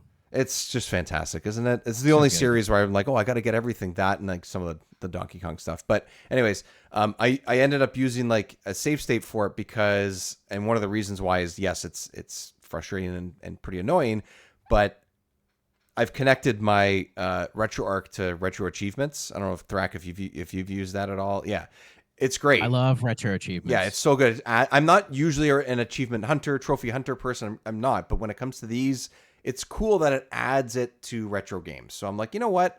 Every once in a while, I'm going to try to go for the extra stuff, which is one of the reasons why I tried to go for a couple more notes, a couple more jiggies, and things like that. One of the achievements in this is to beat the final stage of Grunty without getting hit. And Nice. And I actually did not have a choice because, like I said earlier, I only had one hit left when I was doing the fishing minigame thing. And that happens just before you get to this point. So whether I had retro achievements or not, and whether I had save states or not, well, I guess I had to have save states. But where I saved it, I only had one honeycomb left. And I ended up beating that last part. Yes, trying multiple times, but I ended up beating that last part without getting hit. And I was like, I think what's frustrating with the final boss is that the actual, like, when you're not in the quiz sections, I actually don't hate it. I actually think it's not like awful. Like even the final Grunty like showdown, yeah, that's I the part don't think is unreasonable, and I don't think it's completely unfair. I actually think it's a pretty decent final boss. It's just that it's the gauntlet nature of it. All on one health bar, all on the fact that like they what a boss is supposed to be is it's supposed to test you on the mechanics that the game has taught you throughout your experience. Yeah, up to that point. Up to that point, right? The quiz is not a mechanic. Like there's no mechanics in the game that like are meant to like prepare you for this test. If they gave you quizzes leading up to this, almost like here's some stuff that like, what do you remember from this section you just played through? And then by the time you might be a little frustrated in that first section, so then you go to the second one, and then when you see it in the second area, you're like, oh, so this is just a thing that I'm going to have to do. Whether you like it or dislike it is up to you. But like if they continuously did that, so by the time you get to the final boss, you're like, well, I gotta be fucking prepared. I've taken 5 quizzes up to there. I better know my stuff about the trivia of this world. But they haven't. The game doesn't teach you any trivia mechanics, for lack of a better term. It's just It teaches you platforming mechanics and shooting mechanics. I think they can have quizzes even in general in the game, but just leave it out of the final boss too. You know, exactly. Like so when you get to the final boss, and like each section of the final boss is another test of something that you've done before. Yeah. I mean, I'm not a fan of the henchman turning invisible. I think they don't make him visible for long enough. I think that's a little not unfair, but it's not very fun because it's like I feel like I'm playing more guesswork than anything else. You have to get to it pretty quickly.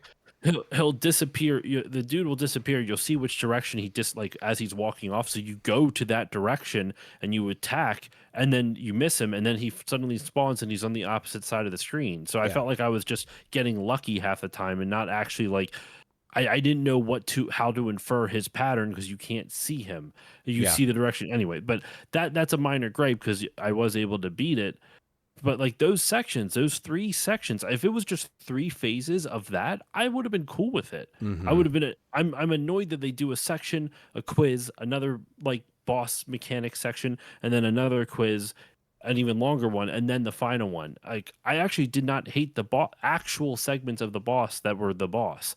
It was just the quizzes, and then like you also said, Dave, the lead up to it to literally get to the boss by having to climb that tower every single time. And the fact that you needed to have those eggs at the ready, which you might not. And if you don't have any, they do have some that will spawn for you, but you only get 3 at a time, and 3 is not enough. You have to get 3, run off screen in order to spawn it. I found a way to spawn it faster is just to go into the honeycomb hive and then come right back out. Because if I walked over to the honeycomb hive and walked back, they weren't always there. So I just would just go into honeycomb hive. It's just a stupid idea. The fact that you even have to do that is just dumb. Yeah, it's just dumb. So that I think what's frustrating is that the boss itself is actually a really good boss for what they teach you throughout the game. It's just the stuff before and in the middle is the problem. Yeah, the filler, like you said, the filler. So, okay, before we forget, I guess. I think this game's worth playing. Don't expect anything incredible, but there are little gripes and stuff that we've mentioned. But let's talk about Banjo Pilot, because I want to make sure that we're definitely covering some of this because No, because honestly, because especially an hour and a half into recording. Yeah, that's fine. It is what it is. But one of the reasons why is because I know that especially for me and Jiggy, we absolutely love Diddy Kong Racing, and think it's just a fantastic game. This would have been Banjo Pilot, like was mentioned earlier, was supposed to be a sequel to that or spiritual successor or whatever it might have been called at the time. And just didn't happen for the various reasons like Microsoft and rights and all those types of things that we also mentioned. But it's a kart racer with a plane and, some depth and some, up and down mechanics and verticality and things like that. But it is very much a classic kart racer at heart. This game was something that completely passed me by. I don't know if I was done playing the GBA too much at the time. I don't know if I just didn't know it existed. I don't know what it was, but I never played this up until a couple years ago when I picked up this cartridge and played it, and I was like, oh my god, I got to get all the Banjo-Kazooie games, and I'm an idiot, so I got to go buy it, and I got to find it in the box and all that kind of stuff. And I think it's overall, I think it's pretty good. Overall, I am enjoying and have enjoyed my time with it. But just like Grunty's Revenge, I don't think it's a home run for a lot of different reasons, but I like Banjo Pilot and I like what I played with it. So, Jiggy, what about you? Did you played Grunty's Revenge? Did you play this growing up too? Briefly. Briefly? Okay. I did. Yeah. Oh, of course. It's Banjo. So I was like, oh, but sorry, you were what? This is, this is not one that I liked. Okay. And I played it now and I can see some like redeeming qualities. I guess I was really like, oh my gosh, this is Diddy Kong Racing on my Game Boy with Banjo. This is going to be fantastic. That's how I talked when I was like 10 or whatever. You're fucking cool. I swore like a lot when I was young. It was going to be really, really, really great, okay? And then it ended up being really, really, really mid. And I wasn't got something in your mouth? Yeah. You know, Marshmallows. it's I love interesting. marshmallows. Chubby bunny. Chubby buddy. Yeah, it's exactly. You Dave, you Yes. love. Did you love Mario Super Circuit? I Not Mario Kart? I really we talked about it I talked about it on Josh's show. Yeah. I was gonna say you guessed yeah. it I on was my trying to. show. I was trying to that one, remember. yeah. I did don't listen, but I don't think I loved it completely, but it's another game that I also had very little experience before coming on the show and talking about it. I liked it. I thought it was pretty good. I thought it was one of the. I was pleasantly surprised. I actually was going to expect it wasn't going to be very good, and I had a pretty good time with it. If you want to compare the two, that game's probably better than this, in my opinion. But yeah, I had a pretty decent time with it. I just I don't really like that game, Okay. and I don't really care about this game either, to be honest. Okay. And I think what does it for me is the going back to the depth perception we had in Grunty's Revenge, except this is like all about depth perception, like going forward, and the pop-in that you get for like items and things. Yeah, that's a problem with this. It's Yeah. not bad. It's just it makes me feel like I can't perform as well unless I like go through and do a lap and I like recognize the track where it's going. Like I can't like see ahead, which most racing games, that's how I kind of play. I'm like, okay, this is coming up. I'm going to go up here. It's just like a weird like 2D trying to be 3D sort of thing, because I've got that with the original Mario Kart on Super Nintendo. It's kind of the same thing. I'm just not a huge fan of it, but I like F-Zero, so I don't know what that's about. Right. It's just a better game. Yeah, Well, it's not that F-Zero's a great game. Yeah, there's no question. It's not that I dislike this, but it's not something that I particularly would like to play. This is definitely my least favorite Banjo game out of all of them. Okay, fair enough. So, we'll talk about some of the details of how it differentiates itself and stuff too, because I think those are some of the reasons why I thought it was like, okay, at least it's doing interesting things. So, Thrak, what about you, buddy? Well, real quick, Mario Kart Super Circuit. Fun fact: it is the highest rated Mario Kart game on Metacritic. Really? Oh, shit. What? It's at a 93. Mario Kart 8 Deluxe is a 92. Interesting. So eat it. Super Circuit is perfectly fine. Banjo Pilot. I've known about this game for a while, but I never really played it because I'm just like, oh, it's probably just some stupid racing game. Who cares, right? Yeah. It's only been in like really since I've been podcasting with Bill, because he's really into racing, that I've been playing more racing games and I've been getting more enjoyment out of them. So for this one, I was like, let's see what the big deal is. And yeah, it's weird. It's called a kart racing game, but you're flying. Yeah. Shouldn't it be a prop plane? Yeah, like the kart. I think go-kart equivalent would be a prop plane. Prop plane. Yeah, I think that the reason why it's that is because you're cartoony characters and you're picking up items and you're shooting them at other players. Yeah. That's it. That's a kart racer. That's the definition of that. So, but yeah, and you're right. It is a prop plane. You're right. And there are actually some pretty good and interesting racing games on the GBA. Yeah. This isn't one of them. This is like the pop-in can be an issue, but like the track designs are so basic and flat, similar. And like you don't like trapezoids? I like trapezoids. I just don't, What's your favorite shape? What's your I have to think about it and get back on a 2D plane, not on a 3D plane, on a 2D plane. Yeah, this is strictly 2D. I like the hexagon. There you go. Hexagon's that's a healthy shape. That's a good one. Yeah, a naturally occurring shape too. Ooh, yeah. But yeah, like the track design is very plain. Like the items they give you, all I really saw, it was either you could spit out like an ice cube behind you, or you could just shoot a fireball in front, or like a UFO. And that was really, that was really UFO thing is weird. And it's like the game tries to have rubber banding, but it doesn't really work, because there'll be times where I get swamped with like I'll be in first and I'll just get hit with a bunch of items and go back to like sixth, and then I just do like a lap and then I'm back in like second again, and I hit like two boosts. Bungee jumping versus rubber banding. There you go. Yeah, it's slingshotting. It's really weird. Like it feels like the game is trying to be difficult, but it's like super fucking easy. Yeah, it's not that hard. Yeah, it's not that hard. Yeah. And you have like, you can hold R to do a sharper turn, but like I never really needed it. Because you handle pretty, like it controls perfectly fine.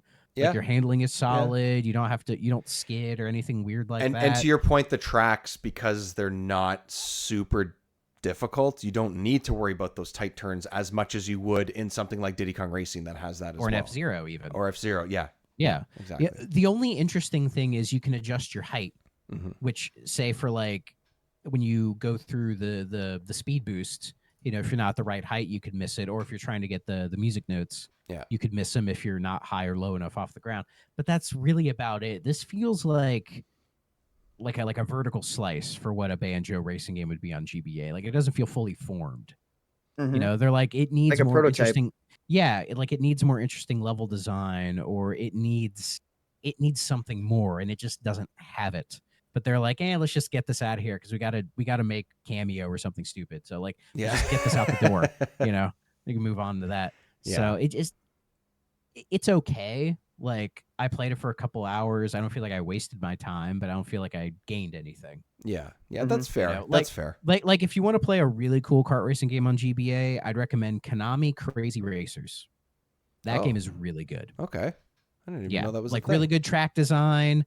It's Konami, so I think it has like Dracula and I think Gray Fox is in it. You know, but it has really good track design. It controls better than Super Circuit. I like how it looks. Yeah, that's a really cool game that y'all should check out. So you're telling me it has more than just trapezoids?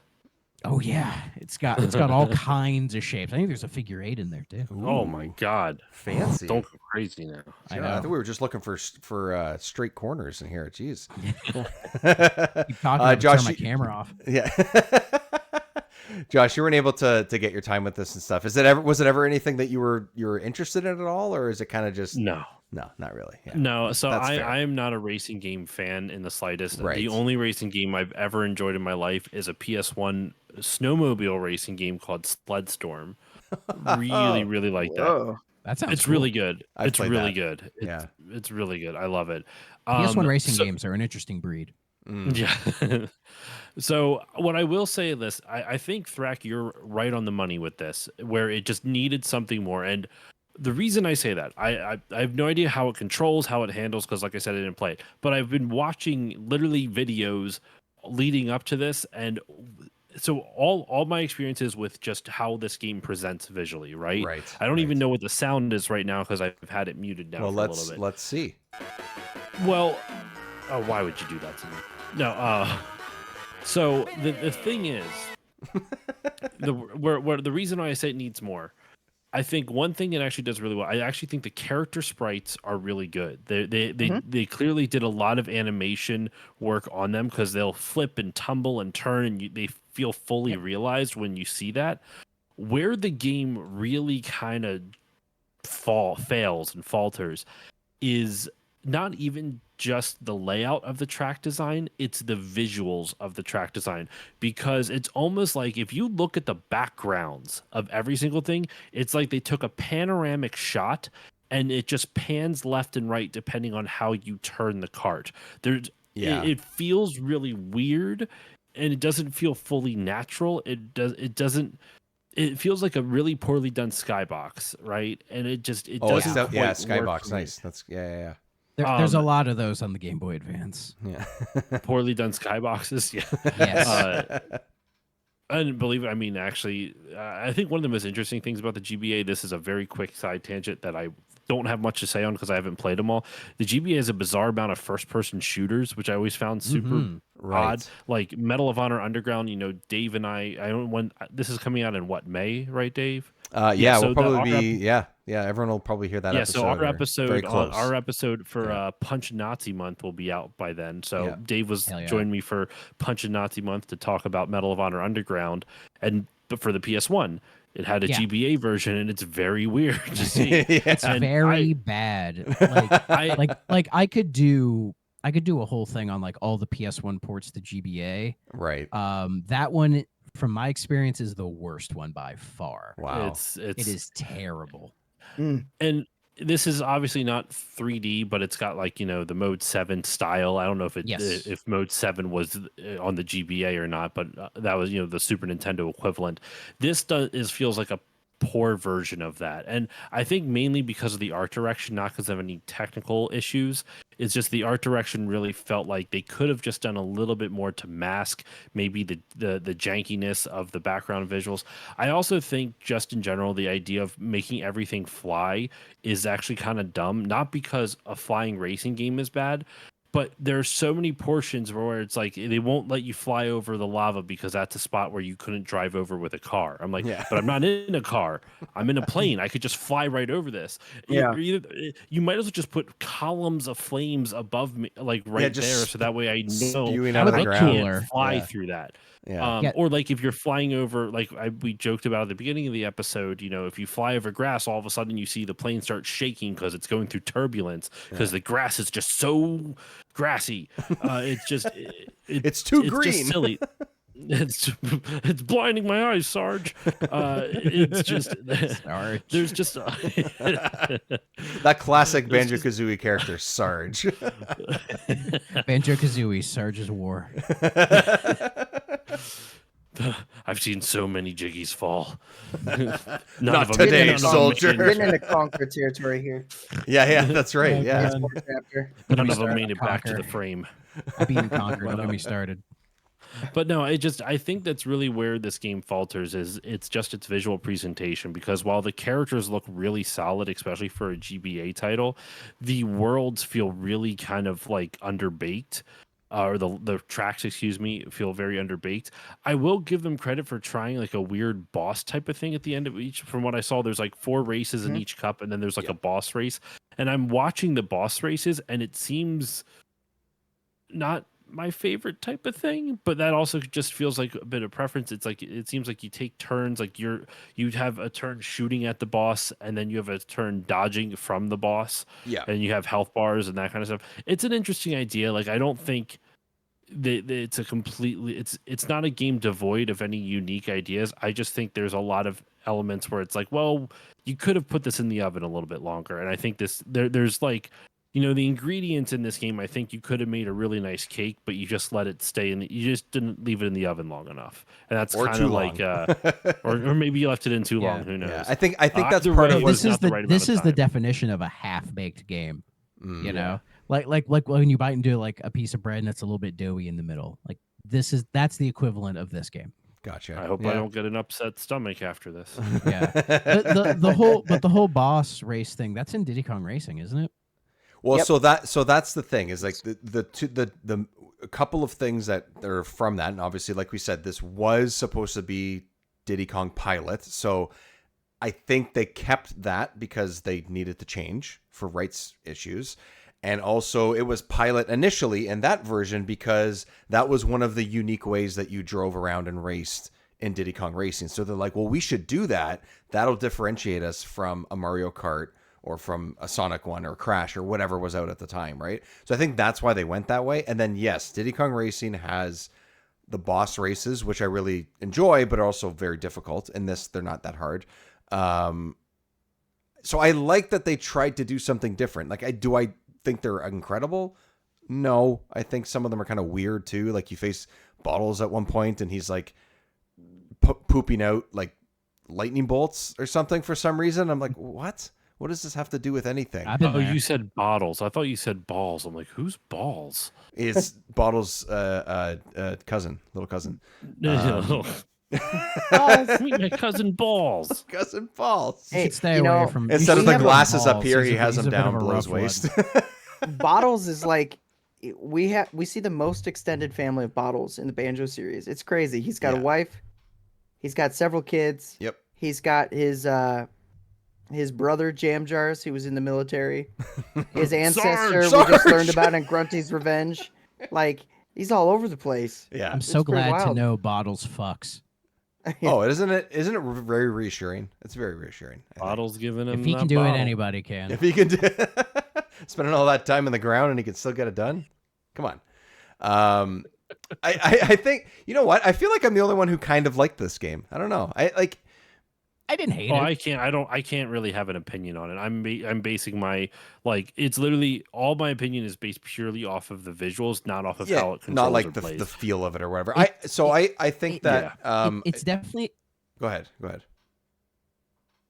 it's definitely a game that if I had it as a kid, I would have played it a bunch and probably had a fondness for it. Sure. Because it's very simple and all that. It's just I don't know. I don't even want to say my racing game taste is sophisticated, but like I play a lot of Forza Horizon, so going from that to this is like. But it was perfectly fine. But it makes me wonder if this was Diddy Kong Pilot, and this was like in theory the same game but Diddy Kong, would it be better or would it be worse? So I think the expectation would be different. Expectation could be a bit different, which is why I sort of mentioned like the pilot, like the plane thing and the boss. You're kind of like, oh yeah, that's what I expect from this game. I don't know, because it's not going to feel any different, Like if it was. And it feels fine. There's nothing wrong with that. Yeah, I think it's okay. I think I have some problems with sort of how they manage the speed when you hit boosts and things.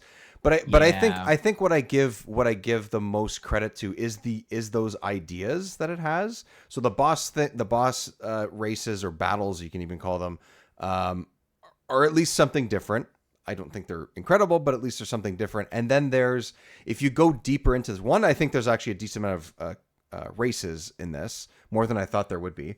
And then there's these things, I don't know if you guys got to this, where when you collect enough pages for, is it Cheeto? Is that what it's called? Cheeto, yeah. Cheeto, who's like the sort of like encyclopedia for the franchise that has information. Which is Spellbook. Which is what? Which is Spellbook. That's what it is. I always see it as Dave, like I think Dave, I think the Banjo Encyclopedia is here in the call with us right now. I'm sorry, my mistake. You're not wrong. You're not wrong. Sorry. No, don't that's apologize. Exactly. What are you talking about? Yeah. I love it. So like when you do that and when you win races or when you do time trials or whatever, you get pages that you can go to Cheeto and unlock characters or battle races or these things. What are those called, Jiggy? Encyclopedia. What are those called? The little sort of like devil looking guys. Shit. The Grublins? Yes, those. So you can go to Cheeto and get and unlock those. And what happens is they show up on certain races. And no, Globos. Globos, is that what right? it is? Yeah. Globos, so when you pick up one of those, similar to when you pick up one of the notes or the jiggies in it, a different boost thing pops up in the level, and when you go through it, it gives you, or at least most of them, you go through it, it gives you like super speed, and it steers for you for almost an entire lap. And it's kind of a cool idea because you kind of have to unlock it first of all. You have to notice that it's in the stage, which sometimes can be tricky with the way things pop in. And then you have to go and get yourself to that boost in that same lap, and it gives you this massive lead. Then it does try to do the rubber banding. You usually don't really have too much of an issue, but suddenly they're right behind you. And then the race kind of continues. But if it is something that you get in the second or third lap, it makes a huge difference. That's at least a cool idea. The execution of it is hit and miss because of the way that they handle speed and depth and height and things like that. So I think that's kind of the problem with it. But the idea of it, I enjoyed and thought it was kind of cool. It was one of those things where I looked up to be like, what the fuck was that thing I just saw? Like, what is that? I couldn't quite tell because it was kind of muddy and in the corner, and I was zooming right past it. But I give it a little extra, kudos for trying to do something a little bit different. This, it's just, I want this to be Diddy Kong Racing 2. Yeah. And in my mind, like, Banjo focused Diddy Kong Racing 2 sounds even cooler to me. I was like, but it's got some things, like even the whole like ready go at the beginning is totally Diddy Kong Racing. Yes. Like there's so many elements of it that I want to like so much. And then the actual gameplay is just pretty bland for me. It just doesn't do anything special.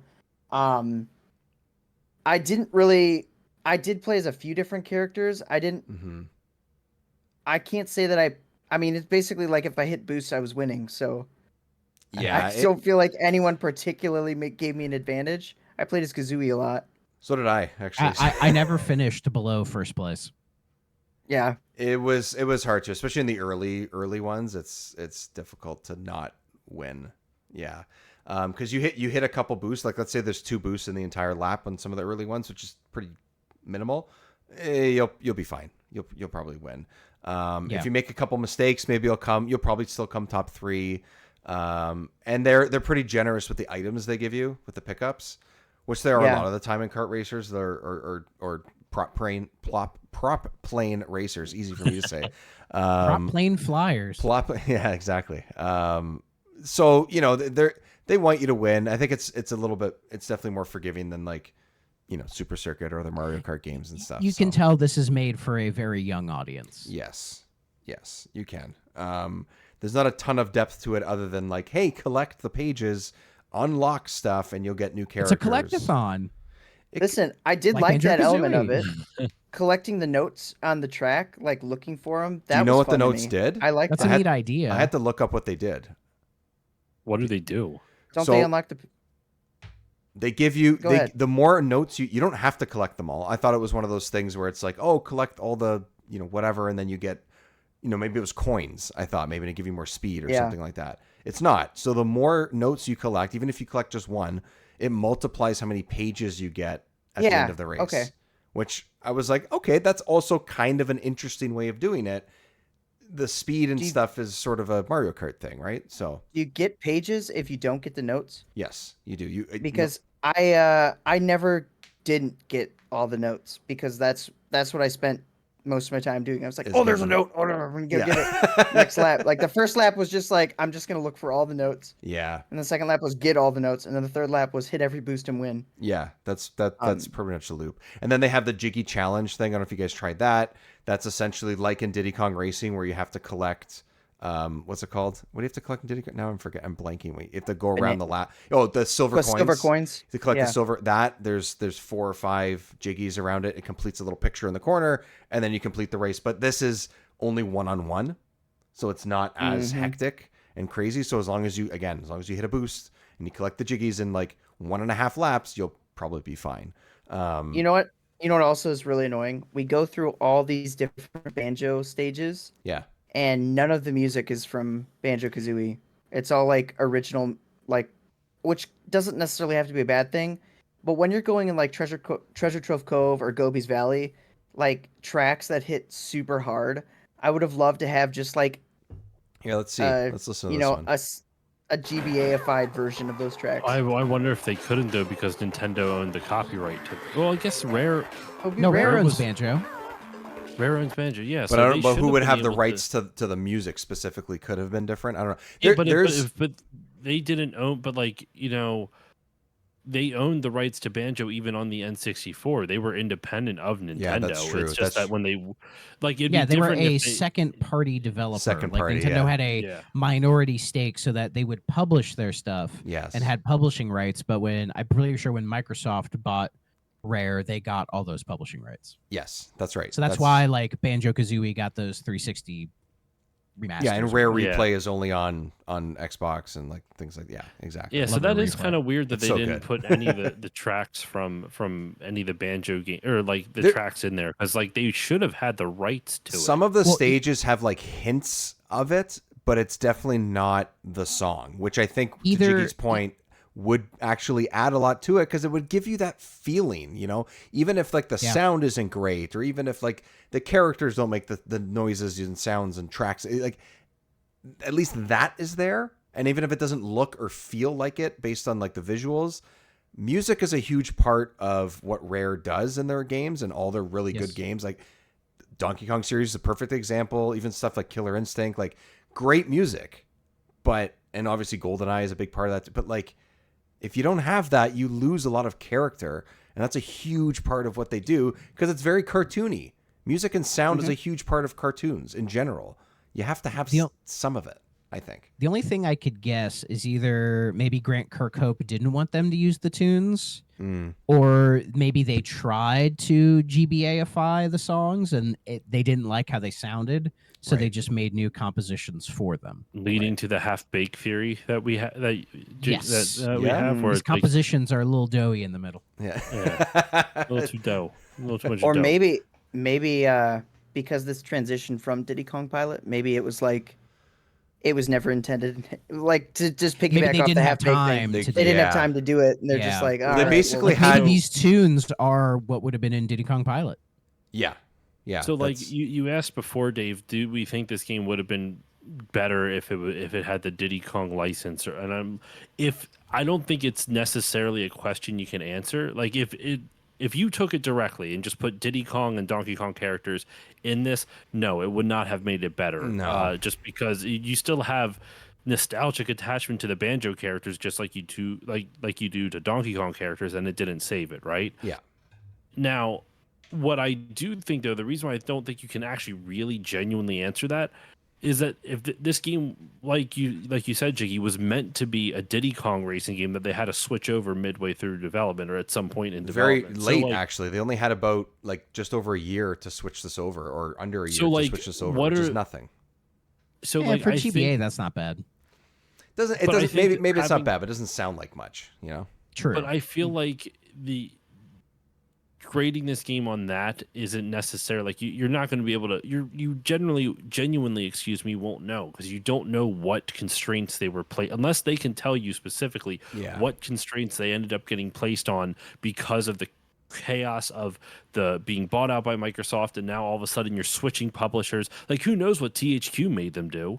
Like if anything, because even though they were owned by Microsoft, THQ was publishing this because Microsoft wasn't going to publish on a Game Boy or the GBA, or if Nintendo would even let them. Like who knows? Like because they're a competitor, right? So who Right. knows if they had to do some weird stuff with it, kind of like in the same vein of like how Konami circumvented the NES's like 5-game-a-year limit by creating ultra games or whatever it is. Yep. Like Oh, yeah. there's weird shit like that, like just on the NES. So I wouldn't be surprised if there was something weird that happened here. So like I feel like this game, yeah, it's half baked from like once again from my outsider's perspective, but I feel like it looks pretty half baked. But I honestly, it feels like just because of the chaotic, what I would assume would have been a chaotic development period between all the business stuff behind the scenes and then having to reconcile all that in a game in under a year while still trying to figure out the fallout from like how long do you think they had to hold on developing the game even after the sale, right? Like if it happened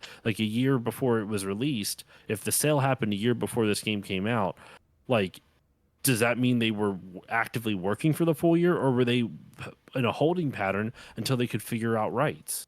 So the You know, game like- was in development for 5 years. It was 5 years, first yeah, it announced was- in 2001. Mm-hmm. And then the Microsoft sale was what, 2002, 2002. I believe. Yeah. Yeah. So Oh, so it, could've only been- happened a year into development. They had 4 extra years. yeah, basically. So Yeah, it could have been a case I of got they, that flipped. well, and That think kinda about it, throws they were my also theory. working on Grunty's Mhm. Revenge because that came out before this Before. as well. So Yeah. Mm. you know, That maybe throws my theory it out could have been a then, case but- of they were just juggling a bunch of products and Microsoft was like not sure which ones to prioritize. They were also porting all the Donkey Kong games to GBA at the same time too. Yes. Like that Good was a big ports. thing. They are. Yeah. They're great. So I just saw this on take it for a grain of salt on the Wikipedia entry for it. Yes. But it says the soundtrack was composed by Robin Beanland of Rare fame and Jamie Hughes, and it was unaltered as Rare was unable to implement new music Yeah. Okay. by the So time of release. yeah. So there you go. No, That's- I believe that. Throw back to that. Yeah. It makes sense. Because they're credited in the game, and if you go to the Moby Games for Banjo Pilot, they're right there. So Yeah. One of the interesting things too that I don't know. Which one of you guys mentioned using the accelerometer tiltometer thing for the GBA a little while ago earlier in the Oh, episode? for WarioWare Twisted. That's what it was. So Yeah, it has a gyroscope in it. gyroscope. That's it. So Diddy Kong Pilot was also supposed to have that. That was supposed to be one of the ways that they were trying to That would make have been that cool. Could have been kind of I would've cool. liked that. Yeah, Yeah. I feel like there's something about using the D-pad on the GBA because this is the one that I played on the GBA and not on with my Xbox controller. Essentially, is what I played Grunty's Revenge with. I mean, it's just a D-pad, so whatever. But the D-pad almost really throws you around the screen a lot more. And on a pretty small screen as well. So I felt like that is part of the issue that this game ran into. If you could tilt it, depending on how accurate it was, I think maybe that would have actually helped with some of the control. say what you will about the excessive motion controls in some games for Wii or Wii U that may or may not have worked, but in this, I don't know. I haven't played one of those on the GBA before because there's very few of them. There's a Kirby game I think as well that has it. Kirby Tilt and Tumble. You're giving me mad flashbacks to Kirby Tilt and Tumble. Because when I did play that on my GBA SP, okay, once we transitioned from single screen, not a flip, okay, right. But when you have a game like Kirby Tilt and Tumble, where there's a mechanic of launching Kirby in the air by going like this, what happens? Smack. The screen flips. The screen flips. I think you're gonna say you hit yourself in the face. You flip it back and forth. You're like really working that hinge. It's like, and it didn't fix it. DS same thing. Same thing. Like I'm not a huge gyro fan. What's cool with Tilt and Tumble on the NSO version? You can use the gyroscope to control it. Oh, yeah, that's cool. Tried it. Oh, I should try that then. Like I remember. It's worth playing it that way. Yeah. And then I turned it off. I think even if you do the Joy-Cons and the little grips, you can do it that way. Even that's with the cool. Pro controller. That's fun. That's good. Yeah, it's a fun game.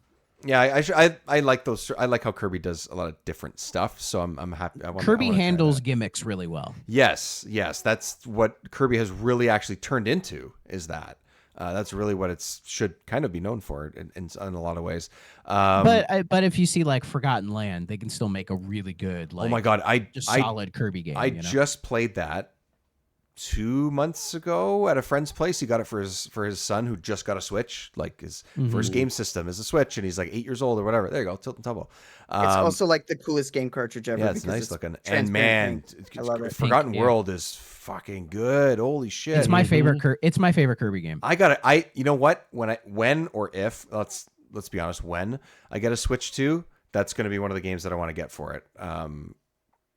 Like I'm just going to play it on that. But man. Yeah. It was fun. I played it on it. We were passing the controller around, like, oh, your turn, my turn, whatever, for like an hour, and I'm like, this is fantastic. This is a really. I 100%ed it, and it was worth it. Yeah, it's a great time. It looks great. So, Banjo Pilot, give it a shot if you want. I don't know if you're going to really get more than a couple hours out of it, but if you want to play something like this, you can easily just go to the 64 and play that instead. Or there's other racers, as we've discussed on the GBA, that, yeah, they're not prop planes. But they're probably better than this. Yeah. If you play this game for half an hour, you'll be good. Yeah. You'll get the gist of it. That's true. Yeah. That's true. I was gonna say, listen, we got here, we haven't talked about the GBA very often, so this obviously it's an N64 podcast. But the fact we're talking about the GBA, so we went on these little side tangents, okay? To talk about different games we like, different mechanics, different things.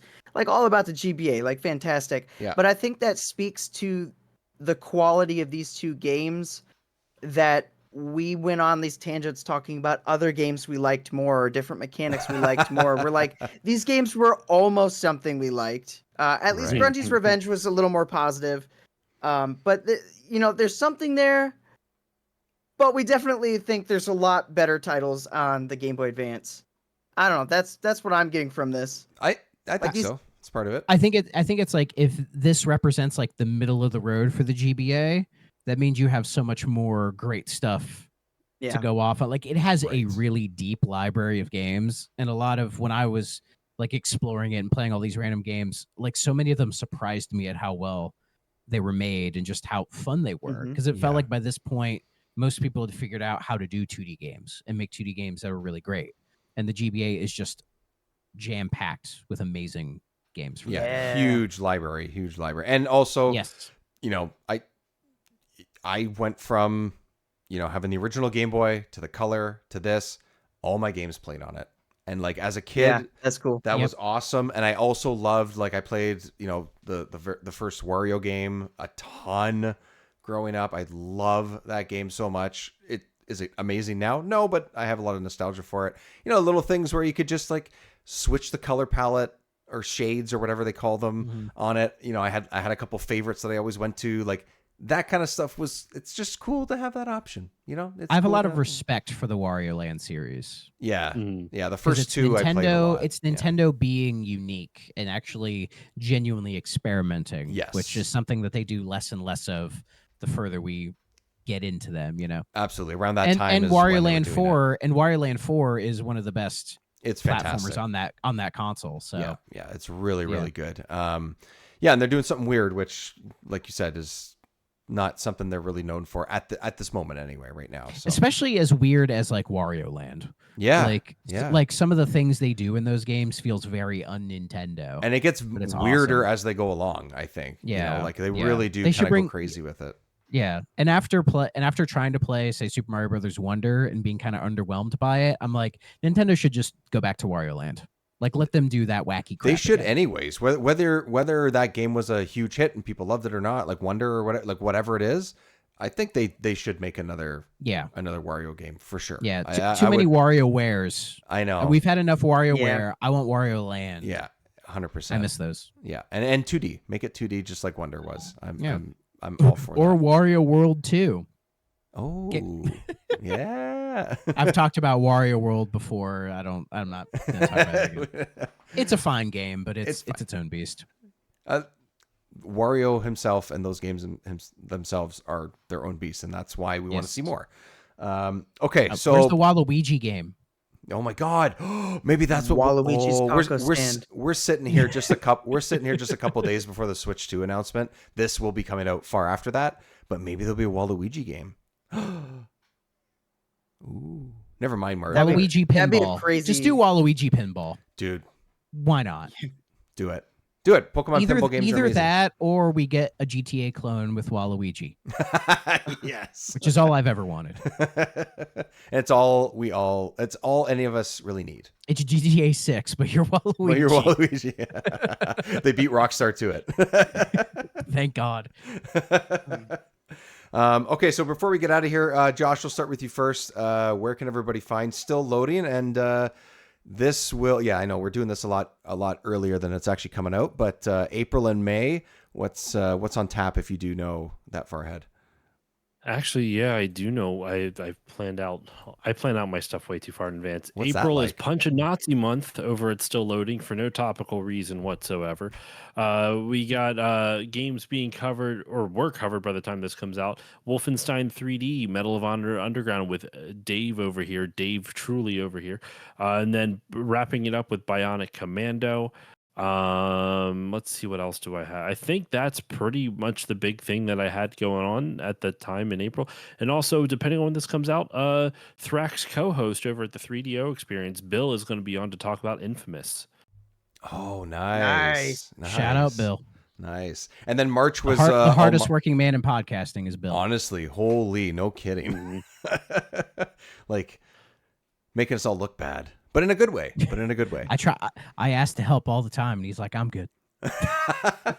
I try. And that's the Still Loading podcast. You can find it all across your podcast feeds and everything. At Still Loading Pod on most social media, most active on Blue Sky and Instagram, more on Blue Sky. And at Still Loading Pod at all those locations. Also, just because I don't normally shout this out because it is like money thing, but just because I've been really enjoying it, I do on my Patreon at the $5 level, I have a monthly movie podcast, which I do some Still Loading pun based off whatever movie series I'm covering. Right now, it's the Fast and Furious franchise, so it's still family. So it's all the guests who join me aren't just friends, they're family. We're going through all the Fast and Furious movies, and I think if this is out in May, then the movie that we'll be covering in May is the 6th one. So we're already over halfway through the series by the time, well, about halfway through the series. That one's Fast 6, right? That's when they started it's doing half the title. No, Fast 5, Fast and Furious 6, Furious 7. That's right. The Fate of the Furious is the 8th one. The Fate of the Furious is the. Oh God! They pulled it off there, but they didn't pull it off with. Anyways, yeah. I'm waiting for Fast and Furious. I'm waiting for Fast and Furious 2 Turbo HD Ultra Mix, the new Challengers. I mean, it would be Fast and Furious Presents because that's what Hobbs and Shaw is, the offshoot one. Right. Fast and Furious Presents. That's the title. Fast and Furious Presents Hobbs and Shaw. And then the final one is Fast X for the 10th one. And obviously there's a part 2 coming out later on. Do they still focus on cars, or are they just generic action movies now? They are car... Weren't they always though?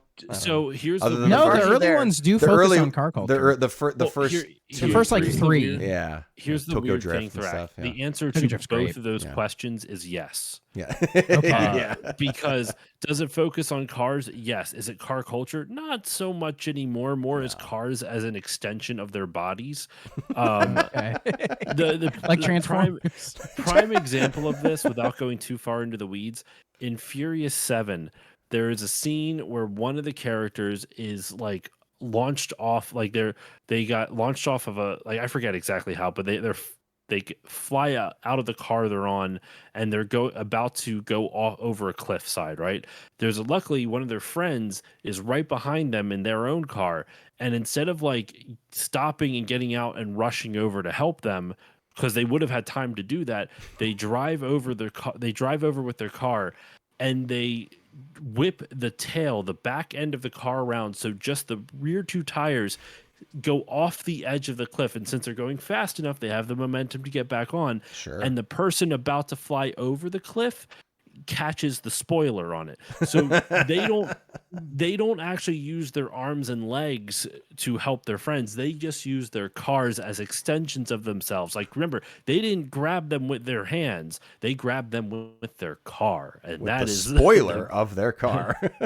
the spoiler of their car.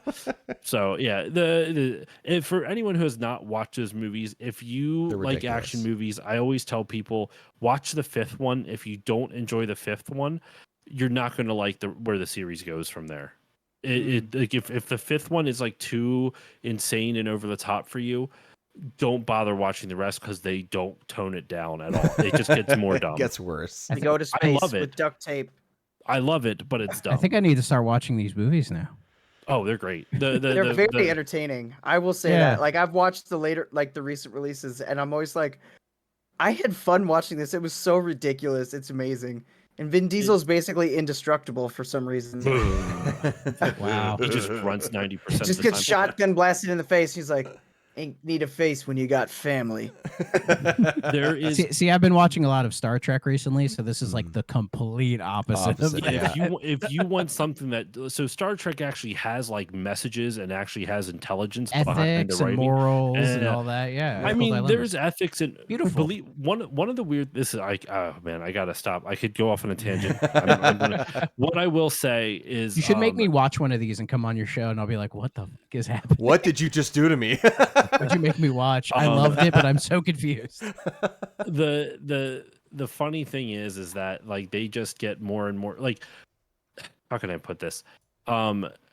They do get more and more over the top and more silly, but you just can't help but enjoy it. There's so much. There was something that Jiggy said that sparked something, and now I've already lost my train of thought and the thread of what I was going to say. So I'm gonna, if I remember it, I'll jump back in here. Otherwise, I'm just going to continue to ramble.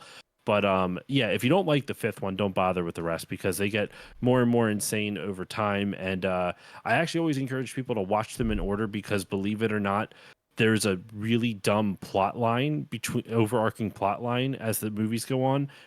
But it makes it much more fun if you watch them in the order they came out, and you'll see why that's like, normally I wouldn't say that's important, but like it's just dumb, silly fun, and I love them, and they're silly. Oh, I remember what I was going to say is, we were talking about like with Star Trek, how it's all, there's these very like, it's trying to say something and have more like these deep morals. The Fast and Furious movies, they actually have a really good like familial, like, how you are supposed to treat your friends and have each other's backs, and like you call each other, like that type of stuff. It actually does a pretty good job at that. But it has a lot of line deliveries where they think they're saying something like badass or deep, but it's not, and it doesn't make any fucking sense. It's like pseudo intellectual or bro intellectual. It's lower than that. But like, Don't eat that chicken. You'll have raging diarrhea. I don't need diarrhea. I got family. It's like the diarrhea is my family. My favorite line, my favorite example of this is in the 7th movie. This is a mild spoiler. Vin Diesel and another character who I will not name, just for those who have not seen it, just because it's a fun character. They are playing chicken with their cars. So they're driving head first at each other. neither of them yield, and they slam into each other, arguably going 90 miles an hour minimum, right? Slam into each other. Neither of them are wearing seatbelts, but they don't fly out of the cars for physics I don't understand. They get out. Vin Diesel looks at the dude's car and sees that he like reinforced it, right? Like he aligned it with like metal rods and steel and whatnot. And he looks at him. He's like, "You reinforced your chassis. It's like going into a ring with weighted gloves," and meaning that you cheated at this thing we do. Well, you know, like weighted gloves is cheating in boxing. So he's accusing this person of cheating at driving into each other with their cars. And then they say, what is it? They say, the guy's like, I didn't grow up on the streets you did. I grew up on, like meaner streets than you did. I'm not here to play games. And he has a lie where he's like, well, that's the thing about street fights. The street always wins. I don't know what the fuck that means. I don't understand it. And I love it every time it's delivered. Inject more of that into my veins. Thank you. Oh god. And rant. That's patreon.com/still-loading-pod. I need to watch these movies. It's incredible. So I watched the first 3 and they were pretty good. The first one is just Point Break with cars. The second one is like early 2000s like action romp. It's very Tokyo Drift is really cool. I have to rewatch it, but I remember really liking it. It sticks out because it feels like it's more focused on the cars than the other ones. Yeah. The fourth one is kind of like sets the formula for what it will be, but it's a lot more serious. Excuse me. That one's just called Fast and Furious. The first one is The Fast and the Furious. Yeah, it's The Fast and the Furious, and the fourth one is just Fast and Furious. And then the fifth one is Fast 5, and it goes off from there. But I've already rambled and ranted too much. So, but yeah. Patreon.com/stillloadingpod. Still loading pod. Thrak, what you up to, buddy? As you guys are, I'm a part of the SuperPod network. So, my show, the 3DO podcast, is on that. So be sure to check that out. At this point, I don't know what we just kind of fly by the seat of our pants on that one. And I also occasionally do blogs on the SuperPod. The most recent one, as of this recording, was mine on Medal of Honor, the first one for the PS1. So you should go read that if you're interested in punching Nazis. Outside of that, you can follow me on Blue Sky at Thrak. I'm on Instagram at Thrak94. And say other things I'm doing. I'm currently doing a big long series with Chris from A Novel Console about the Metal Gear series. Hopefully by the time this is out, the first episode will be out, and we'll probably been working on the second one. Who knows? Timing on that may be a little iffy, but yeah, that's just what I do. Yeah. Amazing. Thanks for having me. Of course, man. This has been awesome. And you will be back whether you like it or not. Well, we're doing that Army Men thing. That's right. Yeah, that's it. Yeah. I cannot wait. Jiggy, what about you, buddy? How's things? Things are going great. Good, YouTube stuff in the works. I actually just dropped people joked it was like a Jiggy look back direct. I dropped like a little image that said coming soon of just all the different videos I've been working on because I've been not pumping out content as regularly as I normally would, but I've got so many things going on. I'm going to be streaming Quest 64, which I've never played before. Oh, hell yeah. Shout out to our boy Quest. Yeah. Yes. So I'm hopping on Friday and going to start streaming that every Friday, as long as it takes to beat this game. It's going to be fantastic. I've got a Mysteries of Pikmin on GameCube video coming out. Working on that. I also have a Mysteries of Ape Escape for PS1. Yeah. And then I have 2 Wandering Worlds, which is a game where I use a camera tool and go through. It's kind of reverse Boundary Break. I like Boundary Break. Boundary Break looks on the outside and like, what's off screen? What can we not see? And I'm like, let's hyper zoom in on these textures and see like any small details, see if there's anything weird, and it's pretty cool sometimes what you can find. You don't expect it. So I'm doing one for Smash Brothers Melee. That's a collaboration with another YouTuber, and one for Banjo Tooie. which I'm really excited about. And that one's taking forever because the worlds are huge. Yeah, I was gonna say, yeah. I have a surprise video that I'm not announcing yet, but it's going to be legit, and it's going to have a really cool update from me about a project. So that'll come at some point. But it's super excited. Nice, man. And then as for this show itself, we normally, obviously, cover the N64. So that's Remember 64 show across social media, which at this point, similar to what the other fellas have said, is Blue Sky and Instagram at this point. And also, if you want to watch these episodes, or if you want to watch the other videos that I put up every once in a while when I have a few minutes to make something silly, or put out some gameplay videos and things like that, that's on YouTube. And you can subscribe to that to get an idea of every once in a while when I have inconsistent times to stream games. I don't have that time available to me as much as I'd like to. Jiggy has a schedule, and you should check out him playing the games like he just mentioned. So, but if you subscribe, you'll get that little notification of when I go live, and I'll play games like Grunty's Revenge, which I streamed, and sometimes just random stuff they have in my backlog that I'm playing through on Game Pass or something like that, just to sort of sit down and share my time with the games. That is Remember 64 on YouTube, and on Patreon, patreon.com/Remember 64 show. You can get every single episode early, sometimes even weeks ahead of time, because ones like this are recorded very early. And why not share them to those that are patrons? You can also get pre-show chats. You can get some other episodes that I'm trying to do. Again, time is tricky sometimes, but other games I'm playing away from the 64, those would be little mini audio recordings and ramblings. I put up a couple of those recently as well. And also, I guess give us a rating on your podcast app of choice, as we always want everybody to do, to help us get found even further. And and then one thing I meant to mention, I think I'm going to put a little thing at the beginning of the episode, but I have a new thing that I'm doing. I want to hear more from people that are watching and listening. It's called voicecast.app, and then you can name it after ours. Ours is obviously Remember 64. So voicecast.app/Remember 64. You can leave a voice message about what you think of the show, what you think of episodes, games that we've played, games that are coming up that you want to share your thoughts on. So you can check social media to see sort of, what games might be coming up, and you can say, hey, I played this game, and I love it, or I hate it, or why would you cover this? It's trash. Whatever. You guys are trash. I don't care. Tell us what you think.